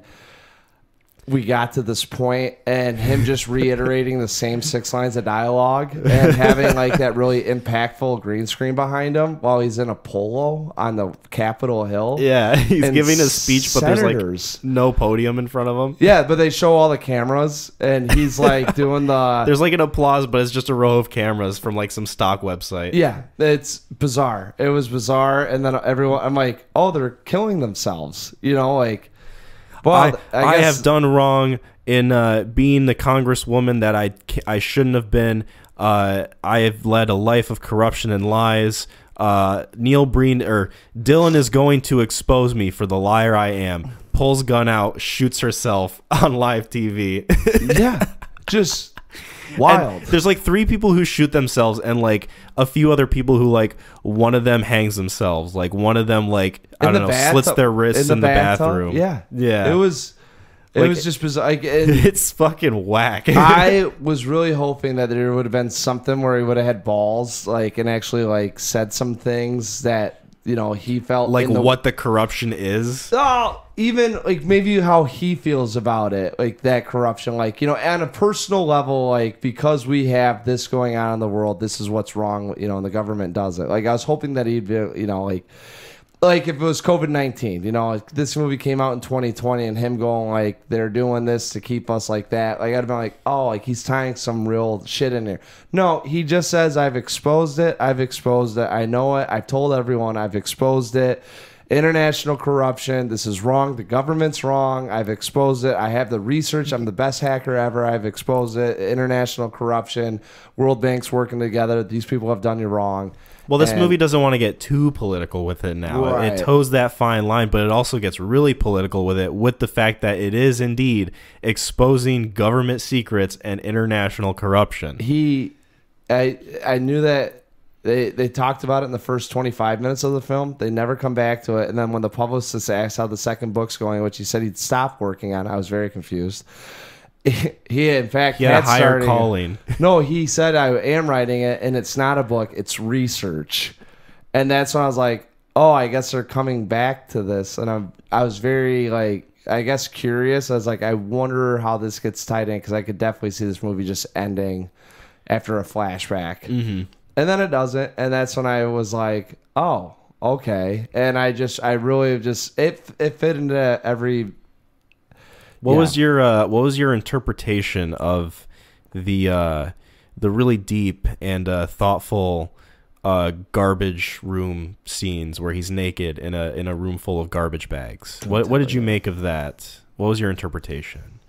Because I can tell you mine. I'm sure you can. I'm sure you got a lot. You could probably write a thesis on this. It means that he feels that his identity is tied to the stone, and so he feels like he himself, naked and exposed and vulnerable to the world, is only valuable within the context of the stone and him possessing the stone, and that's really what makes him a special person, because without it he knows that he wouldn't be nearly as powerful, iconic, worthwhile of a person. And so his whole identity, metaphorically and physically, within the film as it displays, is shown within that stone, and that's why he is naked and vulnerable inside a black room. Sure. It's great. That fucking stone. I'm like, I liked in the hospital room his clenched fist, and he opens up his fist and the stone's there, and then he clenches it again. Happy to have it, and it's just like, how did he get this far? Did you like the Neil Breen butt cheeks that you get? Oh yeah, the Breen cheeks. That was pretty great. That was one of my favorite scenes. The shower scene with him still with the bandage on, whatever, and his wife comes in. They're like naked, but they're obviously trying to like hide the naughty bits on camera. We can't get you naked, but we do want you in here because like sex sells, people. We want you naked, but we want you naked enough to where we don't have to rate this like rated R. We want as many people to see this as possible. Yeah, we want the 13-year-olds to definitely check out Fateful Findings. Absolutely, the youth of America needs to experience this masterclass of filmmaking. I'm telling you. So are you going to rush out and watch any of his other films? No, this is the same thing. I was hoping that... What do you mean no? Come on. We've talked about The Room enough on here where my heart skips every time because I'm like, at some point that movie could get recommended. I will be forced to watch 80 minutes of dog shit. And yeah, So that's interesting to me because I don't know... I guess it opens my eyes to the different relationship that people have with different types of movies in general. It's your sense of humor. It's more. I think it's a sense of humor thing. Yeah, it's one of those things where like, I think if you really like, obviously it's not good. Obviously it's a shit movie. No, we don't need to we don't need to get into the specifics of it, but it's one of those where like. I don't think there's another film like it.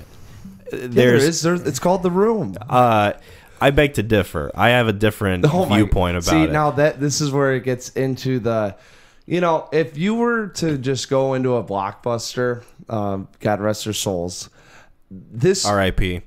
This movie would be sitting next to The Room and in the section classified, shit films. Like, where it would be. It would be on the section of auteur filmmakers between Paul Anderson and Wes Anderson. Yeah, right there, the Breen. Need me some more Breen. Between PTA and WA. That's what NB. The reason why I said grab 6 of your friends, grab some beer, and watch this thing is this is a movie that I know a lot of people I think you could put on at a party, almost like sleepaway camp. A little bit. Yeah. That's what I feel like Sleepaway Camp was way more self-aware though about what it was. A little bit. Sure. A little bit. Yeah, a little bit. Yeah, I mean, compared to this, like miles ahead. Oh, well, the acting's actually, dude. Compared to this thing, the acting in that film is fucking A+. Yeah, it's like Daniel Day-Lewis was every character. I'd be like, at least they felt like, hey, you're at a campground. Act like you're at a campground. Like, oh, I can do that. Yeah. Hey, you're Neil Breen's wife. Act like you're a Russian drug addicted, doesn't know how to emote properly character, and go. My favorite scene, because I just called it. I get really into like when I'm not into a film, like, all right, like how bad's the editing? Mm-hmm. She takes the pills. It's pretty much like I'm done with this world because I know he's sleeping with Leah after Neil Breen said that we're gonna get you into rehab and I love you. Yeah. Water spills, right? Then does another shot on her on the bed. Water's back up. She dies, right? Psych comes back. Water spills a second time. Neil Breen comes back into there to find her dead, and the water's up again. And I'm like staring at this whole water glass the whole time, and I'm like, did she die twice? Why is this up? And then him just like... Dude, there's only been 2 lines of dialogue in this thing where I felt it was genuine, and it was like one was halfway through the film, the other one was him going like, what was his wife's name? It was Emily. Emily, no, I can't believe it. You're gone. And then I'm gonna have to call the cops. Immediately, it cuts to a scene with him and Leah together. Yeah. Like, it's just like, oh wow, he moves on quick. Moved on to everyone. He probably had to, like, all those chicks probably had to have sex with. That's speculation. I don't want to get into that, but I feel bad. I feel like they were held against their will, but maybe that's a different conversation. See, now you get into that room thing where it's.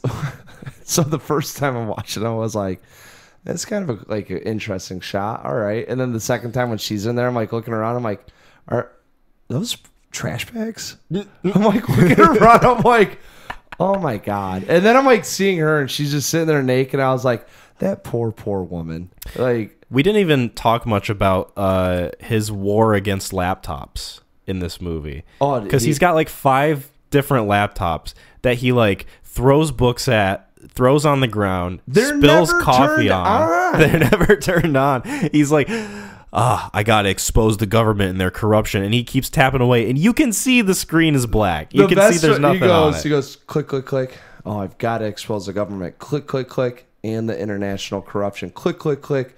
I wonder who my doctor is. Click, click, click.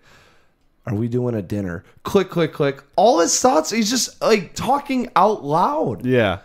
That's what he wants to do for us as an audience. He wants to clue us into his just in case mental you state. miss this really intense government cover up that I'm about to expose. It's like Charlie Kaufman. He's got to run for his money. Wow, this honestly, same level as I'm thinking of ending things. Same level, same movie, basically. Yes. There's a lot more that we could talk about, but you could talk about. We should probably wrap this up. What would you rate this masterpiece, this underrated gem? Oh God, I don't. Here's maybe at some point I will. I have not given it a rating, and I don't know if I will. It's a movie that defies a score. Yeah. Neil Breen would be great to have on here. Oh, I'd love it. Email him. Just see if he'll fly out. Yeah, if he has email. Yeah. He might not. He probably doesn't trust the government to let his electronic mail go through the wires. Yeah. If I did, it'd be a 1. That's probably 1 or a 0. Like a 1 and a 0 for like a 10 out of 10. Is that what you mean? There were...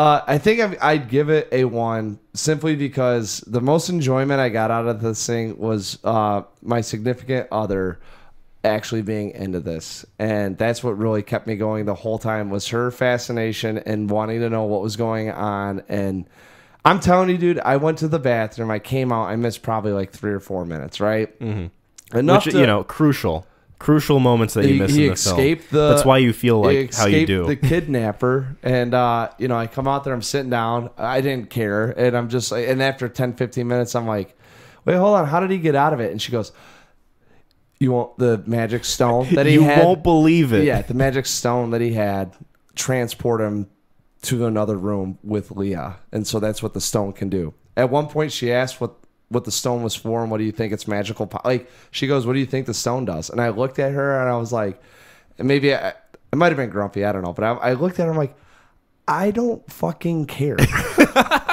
Like I was like, I don't know where this movie, it opens up in the bare bones of it. It opens up with a magical stone and wind. It gets into him. The ghost wind. Yeah, explaining that he's gonna take apart the government. 80 minutes of drama, nothing drama. Back to I've exposed the government, and then with the crescendo ending of I have all of the secrets. I'm the greatest hacker alive. I have exposed them, and I've told everyone what I've done. I am the best. And those people going, "You are the best. Holy shit! I'm going to kill myself." And then it ends. And that's it. It's the perfect film. There's nothing like it. Jasmine, I love you too, so I'm sorry I had to tell everyone that you really like this movie. Jasmine has good taste, let me tell you. Because... Dude, here's the thing. Oh, you want to know what movie we watched? We watched a movie on Wednesday. It's called Burn After Reading. It is a Coen film. Is that Brad Pitt? Yeah, it's Brad Pitt. our John Malkovich, our boy from Whiplash, the older guy. Oh, J.K. Simmons. Simmons. Rowling is the Harry Potter lady. George Clooney's in it. Tilda Swinton's in it. Dude, Yeah. like it's star-studded. And we watched that, and she was kind of like, once in a while she'd laugh, and she'd be on her phone, and she'd go, "Oh, okay," and she goes, "I don't know if I'm really getting that." She had more questions, more dialogue, more into this thing than that movie, and I was mystified. That's what I'm saying. I feel like there's this thing's Little Sebastian, and I am Ben Wyatt looking at it like I don't get it. And you never will. No, I won't. and I think I'll sleep all right with that. It'll hit you one day. You'll be lying in bed, fast asleep, and then your eyes will just break open like Squidward in that one scene of SpongeBob, and you'll just go, "I get it." No, I'll be in a plastic garbage bag room, naked, walking around, and like that book will be sitting there, and I'll be like, "Finally, this is what you need to understand." Yeah, that's originally I think that's what he said the script was. Yeah, that's the whole screenplay. Yeah, right in front of him. This film, obviously a masterpiece, obviously auteur filmmaking at its finest. It is one of the most profound pieces of art that I think comes from the direct soul of the filmmaker that I've seen in a long time. I don't know if there's any sort of piece of art that I've had this deep of an experience with, and I'm excited to check out more of his filmography. This is a 10 out of 10 for me. No. Yes. Oh, God. This is you just don't get it, man. No, this is you know what this is? This is Speed 2 Cruise Control. This is what this is. This is my Speed 2 Cruise Control. This is it. This is you looking at me when I said it 9 out of 10, I think, and you like shot me a look of yeah. Yep. Unbelievable greatness. Absolutely masterclass. And speaking of class, yes, there's one more thing we get to do before we wrap up. Yes. We get to go over our top 5 list of films that we would teach in a classroom.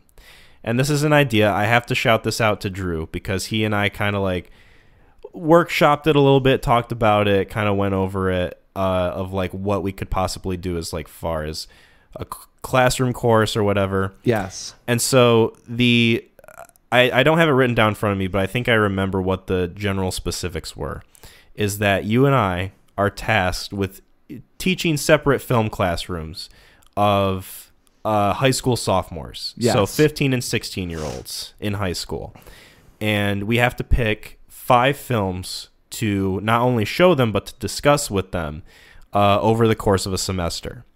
And I think it'd be a fun exercise to do because you could go at it with, oh, we have like a lesson plan of this specific kind of film, or we have a lesson plan of like film in general, or you can get real specific with it, you can get real general with it, but I just thought it'd be a fun kind of list to put together and go over. Yes. So do we want to do this like we did with our guys that are dudes, chicks who are dudettes list, where we alternate, or do we want to go, you read your 5 and then I read my 5? And then, because I also have like bullet point reasonings as to why I would teach the movies. So the one that I had to remember was, now if it's rated R, if it's rated, we said that if it was rated R, we had to have the kids fill out a permission slip from their parents. God, yeah. Which, I mean, it's not like a real penalization, I guess. Because technically, I think with R ratings, you can watch it with an adult, and since you'd be the teacher, you'd be the adult in the situation. But that is something that I think offered a good point of constraint and creative thinking. Probably. That's what I was kind of wondering about was, how much does the R rating hamper us, and like, is it like something that you can go, It's one of those things where like you have to think about why the movie's rated R, I think. Because if you show a classroom King's Speech, I don't think there's anything inherently... King's Speech is rated R? Because he says fuck in that scene where he's like repeating it a bunch of times. Yeah. And that's like the only reason that's rated R. If you show a film like that, or like maybe a film like I don't know, like an action film, Yeah. that might be rated R, but like there's nothing inherently adult about it. You know, it's not like you're watching Antichrist or anything. Right. That's a little bit of what tripped me up. All right. Yeah, I don't. Let's do. I kind of like the 5-1 with the bullet points. Yeah. So like 5, like you do your first 5 and then I do my 5. No, like we go one and then the other. But if we do a whole list, we could do a whole list. I just don't want to get. Let's rotate. Okay. I think if we rotate, it'll be a little bit. That way we don't have one of us talking for. That's a good point. You know. Yeah. Kind of keeps the variety in check. So did you want me to go first, or did I can go first because this was your idea, and it was one that I was really intrigued by, and I think me and my brother were talking about it a little bit because he gave me a little bit of shit about what I was gonna pick. Oh yeah. So I threw it right back at him. But anyways, I'll go first. So the first one that I would do is Jaws. Okay. Jaws. Now, classic film. Yes, I think Jaws is kind of, back when I was a kid, that was one of the original horror movies that wasn't a horror movie that your parents would bring up. Mm-hmm. But when Jaws still holds up today, it's one of the films where you kind of like, Deer Hunter's a little grainy and you can tell it's a little dated. Mm-hmm. Jaws is the same way, but once they get out on that boat, it really doesn't matter. The look, the aesthetic, all that stuff, yes. But in terms of like seeing people like that today, I think would still hold true. It is, yes, it's a classic. One, it's a great look at a beast horror film and not showing the and we got to make sure that we don't give anything away when we do this. Not showing. What the character is. I think that there was a little bit of there's like a mystery to it. There's like a build up. They tried doing it with Godzilla. They tried doing it with Kong. They've tried bringing back those monsters and let's hold off and not in those films, not understanding that the main draw is that, when people went to go see Jaws, they just knew the premise of the film. That's why people love Cloverfield as much as they do. Yeah. Because you spend most of the movie not even seeing the monster. And yes. That's not but also the writing in it, and in terms of directing and storytelling goes, 10 out of 10. There's not really, there's some moments in that thing that probably make you feel a little like, Yeah. But in terms of characters, storytelling, and working with what they have, it's outstanding, And I think it's one of the ones where when I look at storytelling, that's one that I lean on fairly heavily because it's a very point A to point B. It's very straightforward. Right. The goals are not complicated. Not at all. It's easily laid out, but they do a great job with the mystery of the terror. Mm-hmm. Right. And they have great characters, and they also keep you pretty on your toes when they're in the boat, which is half the film, and you know what they're up against. And at any point, that something could pop out. So like in terms of storytelling and that I know it is a classic, but it's a classic for that reason. And I think it's an easier film that you could show to a class, one that they probably hadn't seen, probably had heard about, Mm-hmm. And still have the awe inspirement that you'd want, and granted, more like the Jaw inspirement. Yeah. So that's my number 5 is Jaws, and it's PG, so I don't have to worry about getting some bullshit fucking, Now, are these? I got 2 questions for you before I reveal mine. Okay. My first question is your kind of lesson plan tailored to any sort of specific through line, or is it more so about the general like history of movies or like movies in general and how they work? Mine would be more so about movie making. Okay. So like when it comes to it, and hopefully within elements, this one I picked out because it's great cinematography. There's you easily taught, hey, if you want to make something with an unknown terror, an unknown force that because there's movies that replicate it, and like, you know, Twister, and I shouldn't say Twister, but like small feats, small objects, small motivations that have large implications. And that's why I think great storytelling would go. So when I talk about Jaws, I would talk about storytelling and how it looks like, at least in terms of dealing with like the probably a horror genre, if you will, you know, and how to go about doing it while keeping characters involved and making sure that the motives there have a large enough implication of what's going on, but also how to make it scary enough to keep people on their toes. My second question was, are the movies that you're going through, are you showing them to the class in this order? So you're showing them Jaws first. That's a great question. That I'm not sure about. Okay. That one, maybe once it's just part of the curriculum. Yeah, I was about to say, because I think at the end of the day, I'm like, all right, each of these holds like kind of like an elemental stone to me, and which they're all interchangeable, and there's not like I could put this one on, I could put, you know, my number 3 on, like we could flip flop them, but there's no like 1, 2, 3, 4, 5. Like it's leading up to the best movie that you will ever see that encapsulates these 4, you know, elements that we want to make the 5th element. But is that a teaser for? No, it's just like I wanted to do that. I saw it though. Yeah, I appreciate it. Yeah, it's a movie joke, guys. Hey, we talk about movies on here sometimes. So yeah, that's at least in my head. Like every time that I was kind of coming up with these films, there was a couple that I gotta make a decision on. Just the R rating really fucks me because I like a lot. I don't like PG-13 movies. You know, it's one of those things where like. I mentioned it as part of the list, but I also have like things I have to think about with the ones that I chose. Yes. So that's what I'm saying. Do we do like can we nix? Could you be like? No. I think if we can't justify, because let's at least give each other like one R rating movie, and then if we can't justify the rest that we have on our list, then maybe the other person can challenge it. But. With that being said, I guess I'll go into mine. So 2 things with you too. You got to tell me. Yes. Both the questions that you asked me. So I want to hear. So the order that I have them in is the order I would show them throughout the semester. So the first movie that I'm going to list would be the first movie that we watch. And to answer the question of like what kind of through line it is, I'm going for more of a kind of introduction to film as an art form.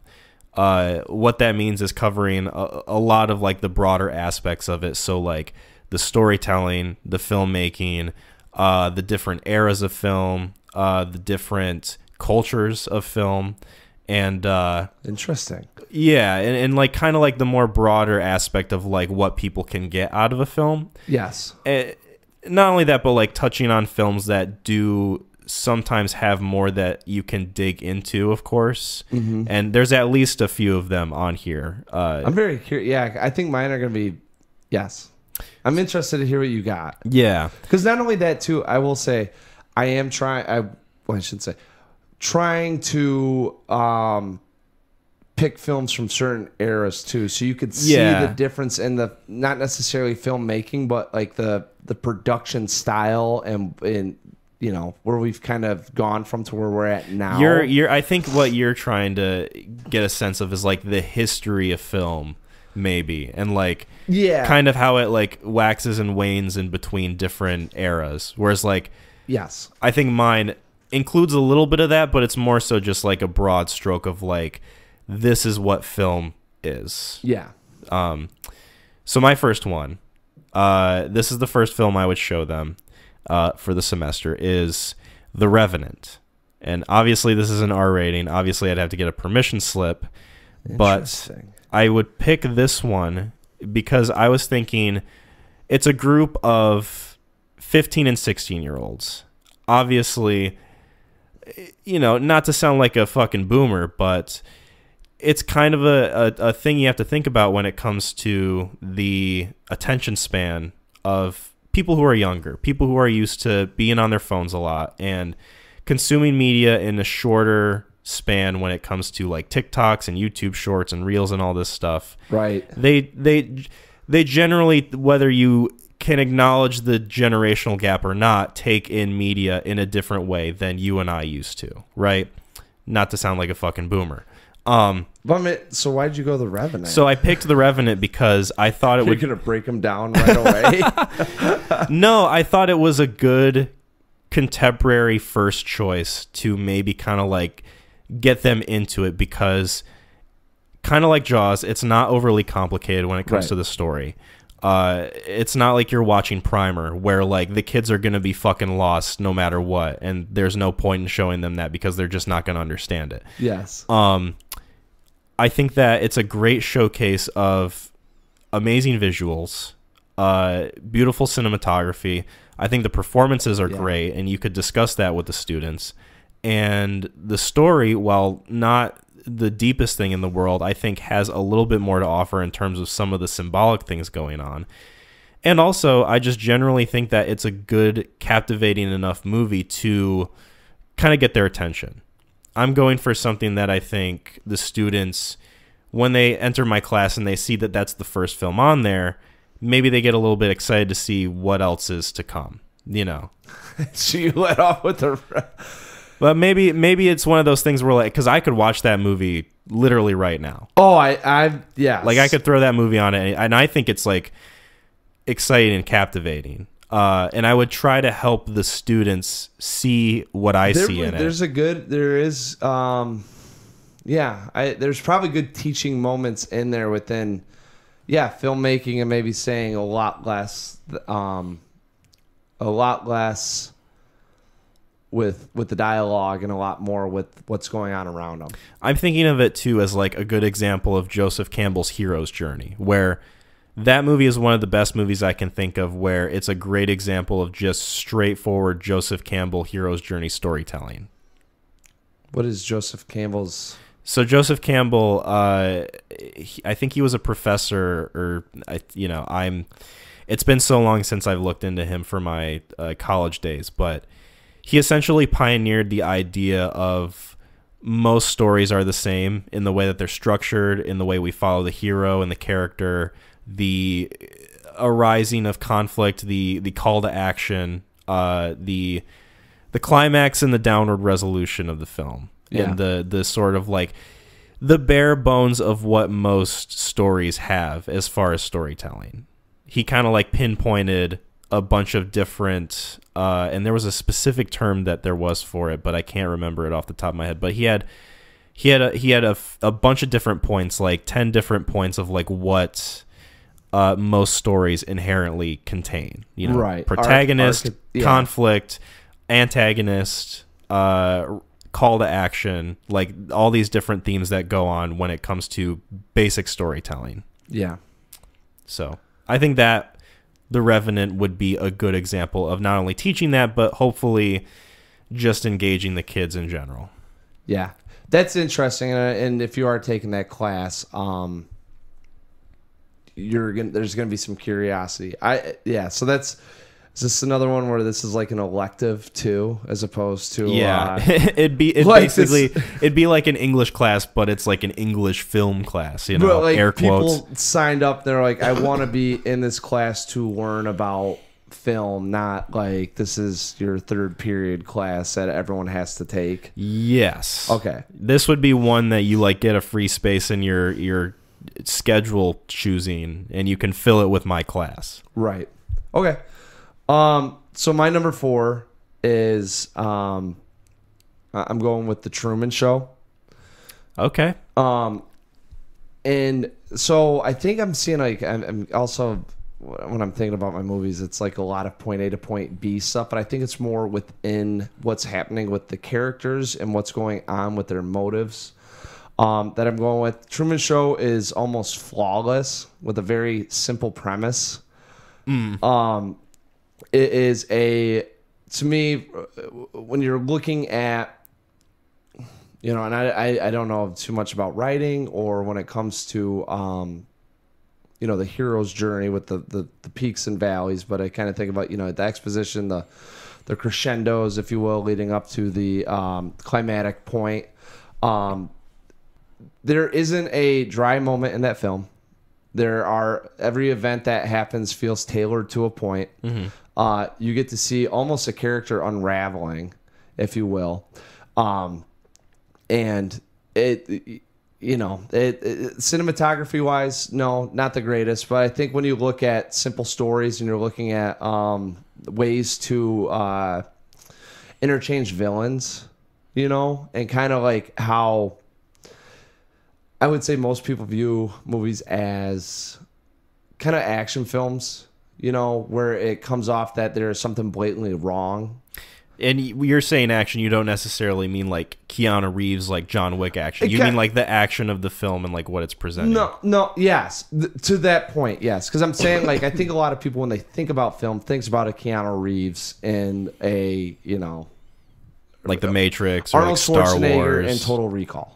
You know, like there's a bad person. This guy's got to take him down, and then events have happened to force him to do that. And I think it's a great way to take another story and take something where you have to make it very not low key, but interchangeable with. It doesn't necessarily have to be in the grand scheme of things with the Truman Show. When you look at it, Ed Harris could be the most evil person in the world, taking one person out of here and filming their entire life. And the other aspect of it is really, in the grand scheme of things, how bad is Ed Harris with what other people have done in this world, And I think it's an easy way to. It like shows you the ethics of what the situation is rather than like a straightforward antagonist. Yes. It kind of takes the concept of like a villain and kind of flips it on its head. A little bit, yes. And it makes you it gives you that question. What really makes a person evil? And are things like this, how bad is this? Is he a sociopath? Did he ruin Truman's life? And it also is a great... Or did he give him a better life than what he would have had? Yes. Which is it's a question that they ask in the film. Yeah. Like directly. Exactly. I mean, it's like, and it's 1 out of 9 billion, right? Yeah. So I think it's polarizing, if you will, and I think it's eloquently done, and it's a very, once again, easy story, point A to point B as we go through kind of these things, and a little bit of a character unraveling and kind of questioning the world around you, which is interesting since Truman is questioning his own world around him, So, yeah. Cool. Good second pick. For my second one, I picked 12 Angry Men, 1957. Really? Yes. Now, if I'm thinking of going at film as a subject as broad as possible, I thought to myself, I need to include something that is from a different era. I need to include something that exemplifies film at its sort of beginnings. Obviously, like, film is much older than 1957, as a concept. But I think with this movie specifically, it's kind of the answer to a lot of different film teachers' Hitchcock Psycho, where that's a film that I have actually seen in a film class because it's an example of a very well done, classic, older black and white film. Whereas I think this one has a lot of, not the same potential because obviously they're different films with different goals, but I think it has the potential to fill that space that a lot of teachers use Psycho to fill, where it's showcasing an older film and what older films kind of used to be like at their peak. Not only that, but it's showcasing a great example of a bottle film where it's a story that takes place in one location over the period of the runtime of the film. Yes. Like, it's not even like a time jumping thing. It's literally like you're watching the events unfold as they unfold for the most part. And it's also a great showcase as to what dialogue and acting can do for a film. I don't think there's much difference in the goals of teaching a class 12 Angry Men as there would be teaching a class Glengarry Glen Ross, where that is a film of a similar ilk, where it's mostly dialogue driven. It has very few locations, and it centers around these very few characters that you're interested in what the conflict of the conversation is. Yes. And I think that juxtaposing that with a lot of the other films that I've picked, I think is a good example of an older classic film that you could introduce students to. So that is my second pick. It'd be an interesting one to have to sit down with a room of people, or a student body, and depict. And it's one of Sam's. I think Sam's got it highly rated. I think it's one of his favorite films. I really like it. It's probably one of my favorite older movies that I've seen. Yeah. Yeah, I think, and obviously, like, with an older film, I think you run the risk of, like, oh, am I going to bore the students? But I think you could make it captivating enough to present the questions of not only, like, the perspective of conversations between the characters, but also just the ethical situation about why they're having the dialogue in the first place, and the different points they bring up. It's one of those movies that I think has a lot going for it that shows as little as it does. So yes, no, it's very well. That's the the power of dialogue and raising the question. Yeah. So that would be my number 2 pick. That'd be the second movie I'd show them. 12 Angry Men. So you go from The Revenant to 12 Angry Men. Yep. Surprised that you didn't go from oldest to newest. I thought about that, but with the goal of showing them The Revenant first, wanting them to like get into it. Yes. I thought it would be a little more difficult if I showed them 12 Angry Men and then we jump straight into like mostly contemporary films. A lot of big words in Mikhail. I'm sorry. All right. Big English boy. I'm also realizing, I'm a very plain Jane when it comes to this stuff. No, don't say that. But don't say that. Don't say that. You're right. No, my third film would be Once Upon a Time in Hollywood. Okay. So that's my R-rated one. I don't think there's any nudity in that one. I know there's feet. From what I remember, no. There's a lot of feet. There's a lot of feet. You might awaken some things in some kids. Things I didn't know that was there. Yeah. Now they do. Yeah. What are those? Oh, it's Dakota Fanning. I haven't seen her in a while. Oh, there's her feet. No, but for me, it comes down to how characters interact with one another. And I keep talking. I think I'm more about. I keep focusing kind of on the characters and sort of what they're going through, because this one is another one that there's not a lot going on. The stakes aren't that high. I mean, really, there's no stakes at all until at a certain point. But it's mostly how the characters interact, how it can be done, and kind of how to show a buddy film in a more unconventional way. Yeah. Like it's not 48 hours. It's not like Lethal Weapon. Right. Where the conventional way of doing it is you've got two buddies that are tasked together, or a couple or something like that have to go about. And they're usually like differing personalities, so they bounce off of each other really zany. Yeah. It's your Reese's Pieces, And this one's more so about characters and how they connect and work with each other and platonic love, and dealing with the monotony of really life and going about with small challenges that you may face. But I genuinely love Pitt and DiCaprio in it, and also being able to show acting chops and go through and depict some of the scenes when it just comes to, the acting, how the character is, and then looking at DiCaprio and Pitt together and how they operate, with each other.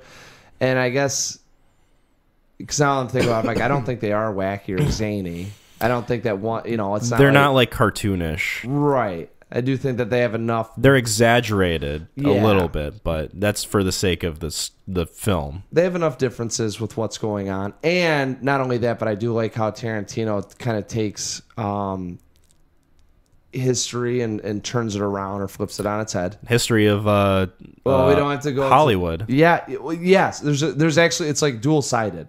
Yeah. And kind of it's like a personal connection with how it influenced his life, his career. And there was an event in there that actually, I think, stood with him, that it affected him at a deeper level. And how it comes out and how we're able to look at.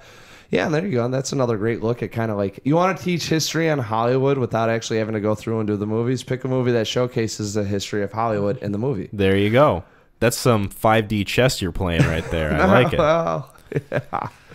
So was that all you had for Once Upon a Time? Yeah, I'm kind of going through and I'm just saying, like, I'm really picking out films that I like, that I think that I got great stories that don't fit into mainstream. Mm-hmm. But anyways, so this next one that I have, I feel like you might contest, and I think if you do, that's fine. If I can't convince you of the merits of teaching this film, because I have a backup. Okay. So the third film that I would show them, I picked Parasite. Interesting. South Korean. So with picking that one, immediately the first thing that comes to my mind is I'm going to show them a foreign film. Right. And I think that Parasite is one of the better contemporary shorter foreign films that I think has kind of like hit the public mainstream. It won Best Picture. It won like Bong Joon-ho won like so many Oscars that year. Yeah. And it kind of entered like the public consciousness of like, oh wow, we can actually watch movies that aren't a bunch of white people saying English. That's awesome. So I think it's a great foreign film to cover, because not only is it just technically well made, but it's going over themes that I think a lot of the Western world, America included, can relate to, which is the disparity in wealth and capitalism and the different class struggles and this sort of system that encourages other people while discouraging the unfortunate. So I think with the concepts, as well as how technically well made the movie is, I think it would be a great film to cover that probably not a lot of people, especially high schoolers, would check out simply because it's a foreign film. And yeah, that's pretty much all I have for that one. Another bullet point. Is that rated R? It is rated R. That's why I thought you might contest it. And there is a scene in it that is like, there's some nudity in that thing? There might be. Have you seen Parasite? Of course. There's the scene on the couch that I'm thinking of, not to get into spoilers, where there's like they're in the living room and they're both laying on the couch. Sure. Yes. Yeah. Yeah. That would be the only thing that I could see you contesting. I would just simply argue that I feel like the themes and what the movie's going for and the movie overall is just more than that scene, at least to me. But I want to hear your thoughts. No, I the whole reason why this got really tricky for me was the rated R stuff. Right. Because I just don't. I remember being and needing like a sign off on stuff, and it was mostly like as long as there's not boobs in it, you could show it. I know. I'm trying to remember instances where I had to have my parents sign a permission slip to watch a movie, and I don't remember. I don't think any of those films had nudity. At least when I watched them in high school. In college, it was a different story. But, right. You know, at that point, you're your own adult. I'm trying to think if we watched Crash in high school, the like 2004 Crash, because there's definitely boobs in that one. Yeah, doesn't she get like have to strip down? There's like the Don Cheadle and no, there's no nudity in that scene. It's just, you know, uncomfortable sexual assault. Sure. Don Cheadle is having, like, there's a relationship with his partner, his detective partner. Yeah. And she's topless in that scene for a good portion of time. Yeah. And I think I might have watched that in a high school class, but I don't remember exactly. If I did, I don't think I had to sign a permission slip for it. But, yeah, I don't know. No, I think Parasite's a great choice. It's a very unique. Thank you. It's unique because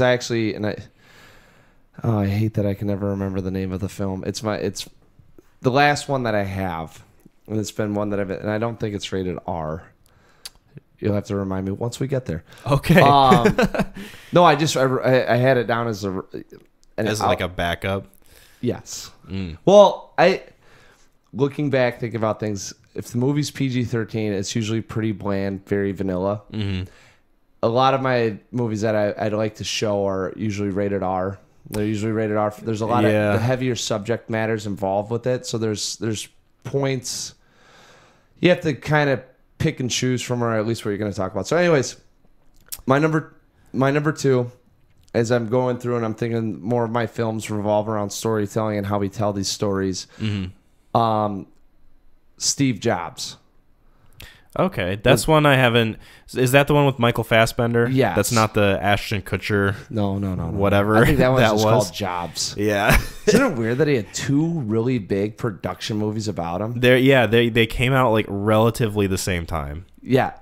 One of them was more within notable. 5 years. I think Sorkin wrote the second one, I think so. The Fassbender one. Anyways, and that one might be rated R, but I mean, if we can slip in another rated R one, and there's no nudity in that one, but one I really like. There's an elegant way of doing their three plot or 3 scene, like a 3-act structure. Yes, and that one's an easily one to depict. The subject matter is very simple, one that's actually relatable, especially if people aren't familiar with how far Apple's come or where it's gone.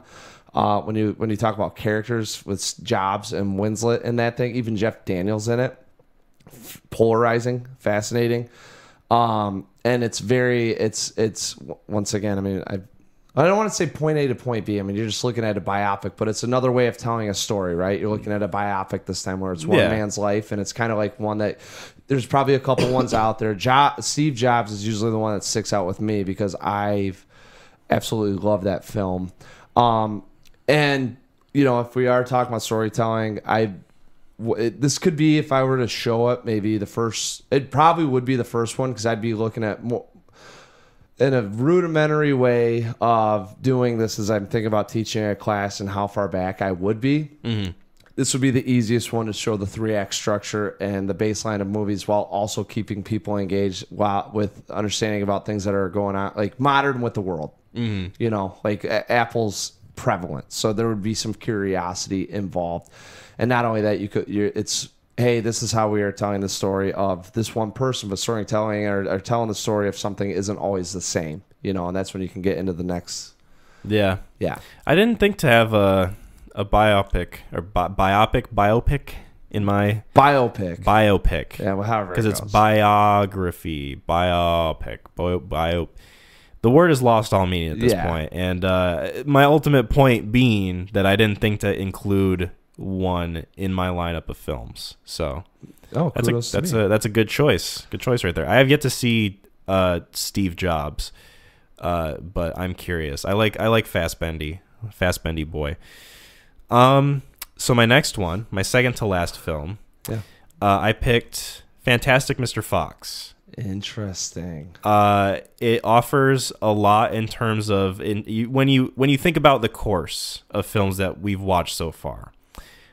We've got 3 straight movies that are all live action. Yep. And so I think that this would be a great introduction into animation as a medium and as a tool that you can use to create films. You can tell them, hey, you don't have to get your buddies in a living room and just film each other whacking off and call it a movie. Yeah. You can get action figures and you can get them to do that and call it a movie. And it's also a good change of pace in that, and obviously, Parasite has some comedic elements, but this is a good, straightforward comedy that I think would be a great choice to show the kids in the class. It's lighthearted, and I think it's also, my final point, is that it introduces the idea of a director having a certain style that is prevalent in most all of his films. Mm-hmm. So not only could you do that with, obviously, Wes Anderson, but you could do that with Tarantino, David Fincher. Even Steven Spielberg has some of his unique style things that he does throughout his films. And you can touch on that as a concept and as a learning point for the kids in the class and get them used to the idea of oh, I like the fact that this director made this film. I'm excited to see what he makes next because I liked this film so much, and I'm going to follow this specific director. And then it kind of maybe gets them thinking about, following the trend of films and filmmaking and a different director's trajectory and the kinds of films that he makes and oh, this director's kind of similar to this guy. Maybe I'll check him out or I'll check her out. Yeah. It's one of those things that I think could potentially act as an introductory to a wealth of filmography that I think most people would enjoy if they gave it a shot. Yeah. So Fantastic Mr. Fox is my second to last film that I would show them. Nice. Trying to go through just different types of different types. There's so many that you don't think about until you sit down and discuss it. Literally, because I didn't even think about the biopic when you brought up Steve Jobs. I was thinking about when I was going through it, thinking about getting like an animation on there, a kids film or something like that, and going through, and it's kind of like different styles of filmmaking, like Fantastic Mr. Fox. You want to open up those worlds. So yes, I'm very curious as I'm going through my list about where I stand with teaching, with what theme I'm going for. My last one is Shame by no, I'm just kidding. I was like, Steve McQueen's Shame. What a choice. Yeah. Wow, showing a bunch of 15-year-olds. Yeah. Michael Fassbender's bendy dong. Yeah, this is what sexual addiction looks like. Wow. You might as well show him Antichrist. Jesus. Yeah. No, I'm actually going to go with, and I don't believe it's rated R. This film is one that I've talked about films that I've enjoyed. This is a film that provided us a lot of great discussion. And when you talk about storytelling, sometimes it doesn't have to have a means to an end. Sometimes it's more about the questions that come through the film and as we see it. And it's not a film that's really stood out with me, and this isn't the one I'm picking, but it's Beau is Afraid. And it was a very great visualization on what anxiety looks like, and how it gets produced, and just a very, if someone asked me what if you said that you're anxious, what's that mean? I just say go watch Beau is Afraid. And that's what people, and it's not always the worst, because that one obviously takes the worst what if in the world and presents itself, but there are points where it makes me think about it. So anyways, the one that I'm going with is Stalker. That's a good pick. Yes. Better hope your kids are awake for when you show them that. Give them some 5-hour energy before. That would be a movie that's a 2-day, easily probably 3-day. Honestly, you'd have to break it up. Like if it depends. Yes, it's I guess we're in an hour class, right? And I think that would be an easy one that you could find within each day. But I think over each day, it does present itself of where is this movie going, what's going on, what are the major implications, how do you feel about these characters, not only that, but it's another, I did want to include a foreign film. I definitely think that you want to expand the horizon, and it also provides somewhat of like what Parasite does with the implications between, the wealthy and the not wealthy, capitalism and how we view social classes. A little bit more of a different world and what it looks like in their world and what they're willing to do and sacrifice in order to maintain something that may not be able to be gained. Yeah. And it's and I think that it poses a lot of philosophical questions along with it. That's one that has a wealth of interpretation that you could dive into head first. I like the idea of this one being the last one and having a full class discussion, because you could easily take the movie and you could point to different things that you interpret from it, and you could teach that to your class. Or what I think would be fun is you take the class and you kind of like gather them all in a circle and you say, what do you make of the writer character? What do you make of their decision at the end of the movie? Yeah. Blah, blah, blah. Like, that's what I want to hear your thoughts, and it opens up a discussion, and I think that is like the most fun dynamic you can have in a classroom. Absolutely. And no one's right or wrong, and you get to hear how everyone, so I mean, like if I did it too, and this probably would be like my penultimate movie, because it does look at it looks at characters, it looks at character motivations, right? It also gives you a sense of like an older film, and where films kind of gone from and gone to, right? But it also gives you that dynamic of storytelling and presenting it in a way that it doesn't have to be about real world events necessarily or real things that have happened, but we can pose these questions as we go through, and I guess metaphorically speaking, kind of show some of those. What would you do? You know, for a Klondike bar. Yes, and it'd just be a real fun one because I mean you got all these you've seen 4 different ways of seeing, you know, with character development. You've seen 4 different ways to do, you know, storytelling and presenting. Presenting a story. I guess I'm trying to be a little deeper here and I can't. No, you're good. You know, presenting like the different interpretations that a story can provide. Yes. And some of them, like Steve Jobs, is pretty straight line because it's a man's life. Mm-hmm. And then some of them are unique within the world that Truman lives in. Yeah. Right? Kind of like poses those questions and yeah, kind of like makes you think about the situation not being so black and white. Yes. And then you get to Stalker, and that's when it turns in from, well, you know, because I think as you progress along, if I were to do it in a certain order, I think I would go Jobs to Jaws to probably Once Upon a Time in Hollywood. Actually, yeah. I think Jaws and Once Upon a Time, it might be flip-flop. But I think 4 and 5 being Truman, as we get into a little bit of that philosophical, you know, questioning and then into Stalker, where instead of me teaching, it's me sitting down and listening. Because then you'd be able to see how much of an imprint you've had with the teaching. That's a good point, yeah. And you'd be able to see, like, because, like, another easy thing would be if you showed Stalker as the first one and then the last one and see the differences in the thoughts that the kids would have on filmmaking and the movie itself. Because that movie, like we've talked about, is not an engaging film for the eyes. Yeah, it isn't. I know what you mean. Yes. If you got home from work and you worked like a 12-hour shift, I wouldn't suggest throwing on Stalker. No, if you were ready to watch that film, even then it does present elements of elegance and beauty, and there are things to look at, but in like, you know, like the Revenant is the cinematography and Stalker 2 is really well done. Don't get me wrong, but the Revenant would be a better way in terms of going through and kind of going through the world in sort of a.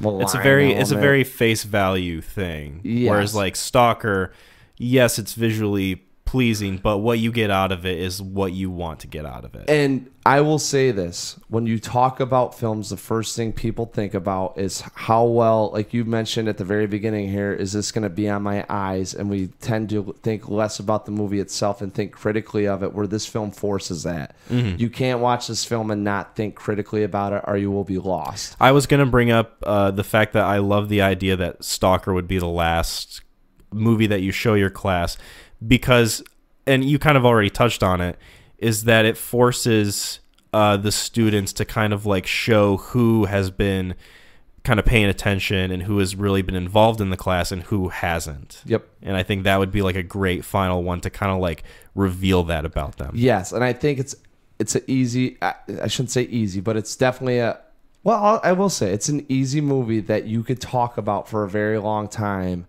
with 12 different people and get 12 different opinions. And someone might say something that you don't agree with, but it definitely would challenge you to think about it in a different element. Mm-hmm. And I think that would be fun. And that would be, you getting up to that point, you watch it, and then all of a sudden now I get to see where the kids are at. And it could be crickets the whole time, you know, or it could be a very lively, like, we got to continue the discussion after the weekend, guys. You know? Guys, calm down. Yeah, I know you love this film. I know you love Tarkovsky. Please. Yeah. One at a time. Yeah. I can't take it. I know your parents are coming in to student teacher conference and they're saying, hey, I heard you guys watch Tarkovsky. Yeah. That's pretty sick. Just like Andrei Tarkovsky got after he made the movie. Oh. Pretty sick. So with all that being said, yeah, the final crescendo of what I would show the kids in this hypothetical sophomore 15 to 16-year-old age group over the course of a semester, what this leads up to. I'm going to take 16, or I don't mean to cut you off too, but I'm going to say my group is 16, because if I had 15-year-olds watch that film, I don't think anyone's fucking talking about that thing when I'm done with it. So I'm taking 16. So I did the 16-year-old. Yeah. I think Sorry if I missed that one. when it comes to showing the possibilities of film and showing the different avenues film can go down, you have to show not only the positives, you have to show the negatives as well. You got to take the good with the bad. You got to eat your vegetables before you can get to the apple pie. And those vegetables are Neil Breen's Fateful Findings. Knew it. There's a point on Mac's face where he looked at me and I immediately knew just what. As soon as you said he figured it out. It was 10 seconds into that thing. I was like, no. So I love the idea. And first of all, this is mostly coming from a place of like, I would just love to have a classroom full of kids watch this movie and react to it. That's fully like the surface level of why. This is an experiment for you. I would do it. You're not even teaching. I'm an English teacher and I'm a scientist. I'm running a hypothetical scenario. But also, I think, you know, whether or not you agree with my choice of Fateful Findings, I think that maybe you can see some merit and some value in teaching a classroom of young kids what it means to experience a film that is bad, or what it means to watch a film that you know doesn't work and is fundamentally broken. Movie would provide layers of what not to do. Exactly. The problem I have with it is I don't think you could get anyone to take that thing seriously enough to critically think about it. I think the way that I have it structured, with it being the last film that we watch, is such a whiplash of here's everything that you've been shown about film. Here's all the great different aspects that you can experience. Not all the aspects, but like a lot of like the broader like sentiments of what a movie can be in a positive sense.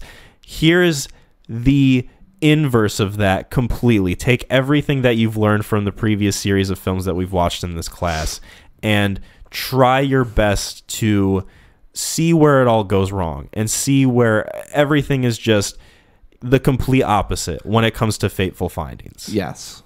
I think that there is value in teaching something like that. Whether or not you agree with it being Fateful Findings, I think that there is some merit there.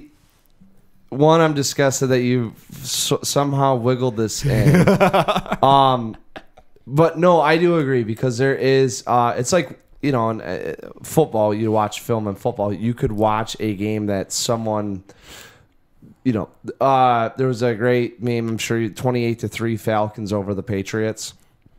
That's a piece of football that you could probably watch and go, well, where did it go wrong? What would you have changed in this scenario? You know, like, do you agree with this play call? Look at the time. If you're talking about situational coaching, you know, like, how's that? I think that if you present it in that light, one, it's bad enough, but I definitely see that they could take what they've learned and apply it. But I guess the only thing that I'd have an issue with is at a very rudimentary level, you could take a person that knows nothing about film and show them that film and they could tell you what's wrong with it. So it'd be a little bit of an obvious lesson. Yes, but I feel like I'm the teacher that's like, man, it's, you know, it's summer breaks like a week away. You know, I'm the guy that's like, all right, let's see what we've got. I want to see it. I'm challenging everyone. And then you're like, fuck it, it's a week away. We're having fun. I'm the teacher that at the end of the year on the second to last day has a popcorn fight in his classroom. Oh yeah, you're definitely sitting in your chair backwards. Oh yeah, yeah. I'm just having fun with it. Yeah, I'm having fun with it. But I think that that's kind of like the perks of being potentially like a teacher in that scenario, is that you get to have fun. At the end of the day, it's a group of kids, and you know, there's only so much that they can probably take in before they need something that really kind of like hits them in their core funny bone. I feel like there'd be a lot of just lightheartedness, humor in this. Once again, hey, look, I mean, we're talking about it now. This film isn't perfect. Art isn't perfect. Everyone's got their way of getting people to learn and understand. And that's the beauty of what we get to do and what we get to talk. That's why we sit here and talk about this shit for 3 hours, is because there's so many different ways to soak this stuff up.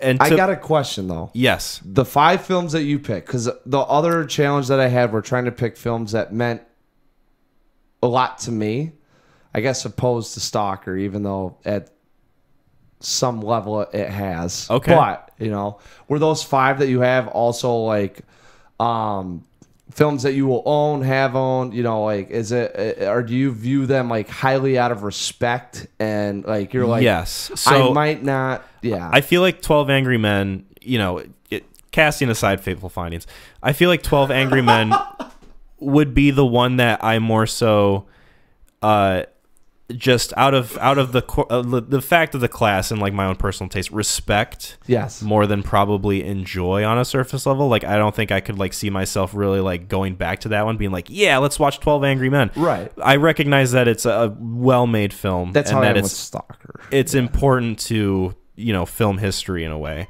Right. Hi, Piper. Piper got so excited about Fateful Findings, she hopped up on my lap. She's such a cutie. But with the other films, Fantastic Mr. Fox, Parasite, Revenant, yes, those are films that I have a personal, emotional connection with on some level. Okay. Especially considering one of them, The Revenant, is like one of my favorite movies for the longest time. Yeah. And, obviously I would want to watch movies in the class that I myself would enjoy. That's why I was kind of, Like, I wouldn't want it to feel like I'm, teaching a math class or anything, or like teaching something that like would inherently be uninteresting. I'd want to make it fun. And since, with the premise of it being a sophomore student film class, it kind of lends itself to being more fun anyway. You're not showing them like a Michael Haneke film right off the bat. You're showing them. I don't know if you'd show them that anyways. That'd be like college level. But, for the idea of it being set in high school, maybe we don't show them. Off with Michael Haneke off the bat. I thought you were gonna go with like maybe Citizen Kane or something. Maybe we don't show them Antichrist. Yeah. Oh man, that was a fun list. That was a fun list. I liked doing that quite a bit. I did too. That would be It was a beefy discussion. Oh my God, seriously, I know. Yes, and I do think that we do at some point need to do the wine cellar list. I'm pulling out my Cogonada, my Columbus special. It's a Sauvignon. Yes. I'm doing my best. I don't drink wine, so I'm really struggling to be a wine guy. I don't either, so I have no idea what you just... Yeah. I don't know what I just said. Yeah. Yeah. It sounded delicious. Yeah. Speaking of delicious, yes, you get to make a delicious recommendation. Yes. And I'm kind of going off the cuff here. I had a little bit. Here we go. Once again, I'll give you 2 choices. Okay.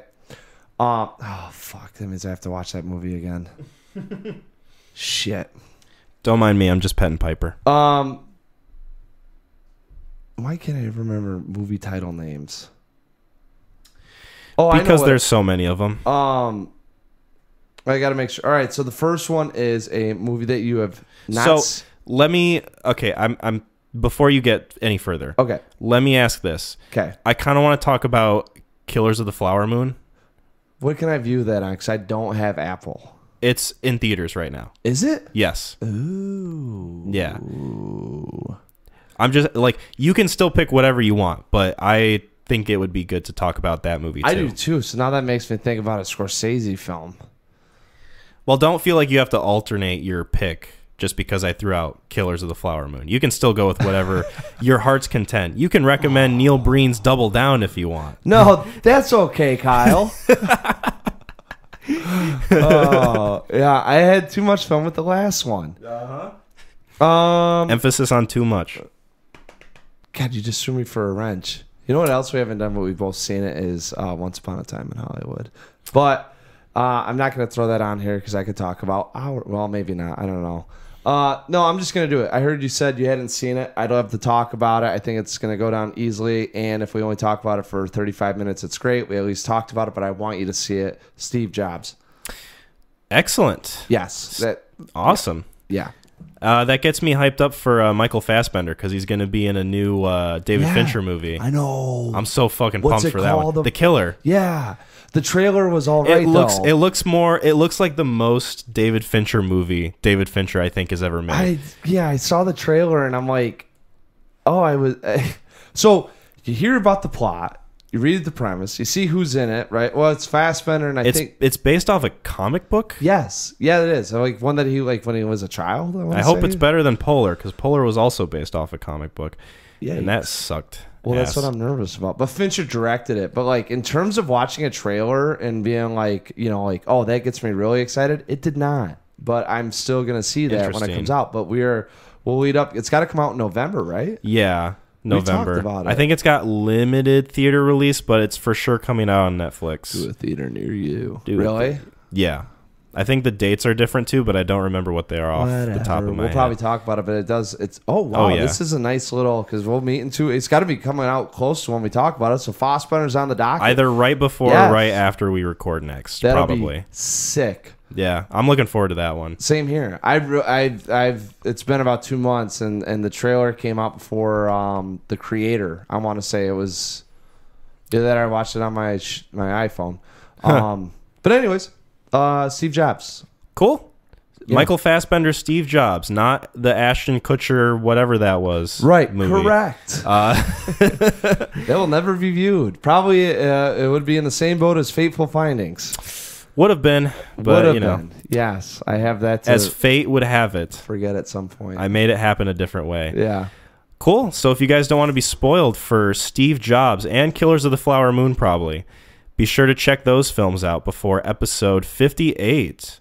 Thank you guys so much for listening to the Neon Crew podcast. Be sure to catch us on YouTube, Spotify, and Apple Podcasts. Subscribe to the YouTube channel if you haven't, and rate us some 5 stars on Spotify and Apple Podcasts if you can.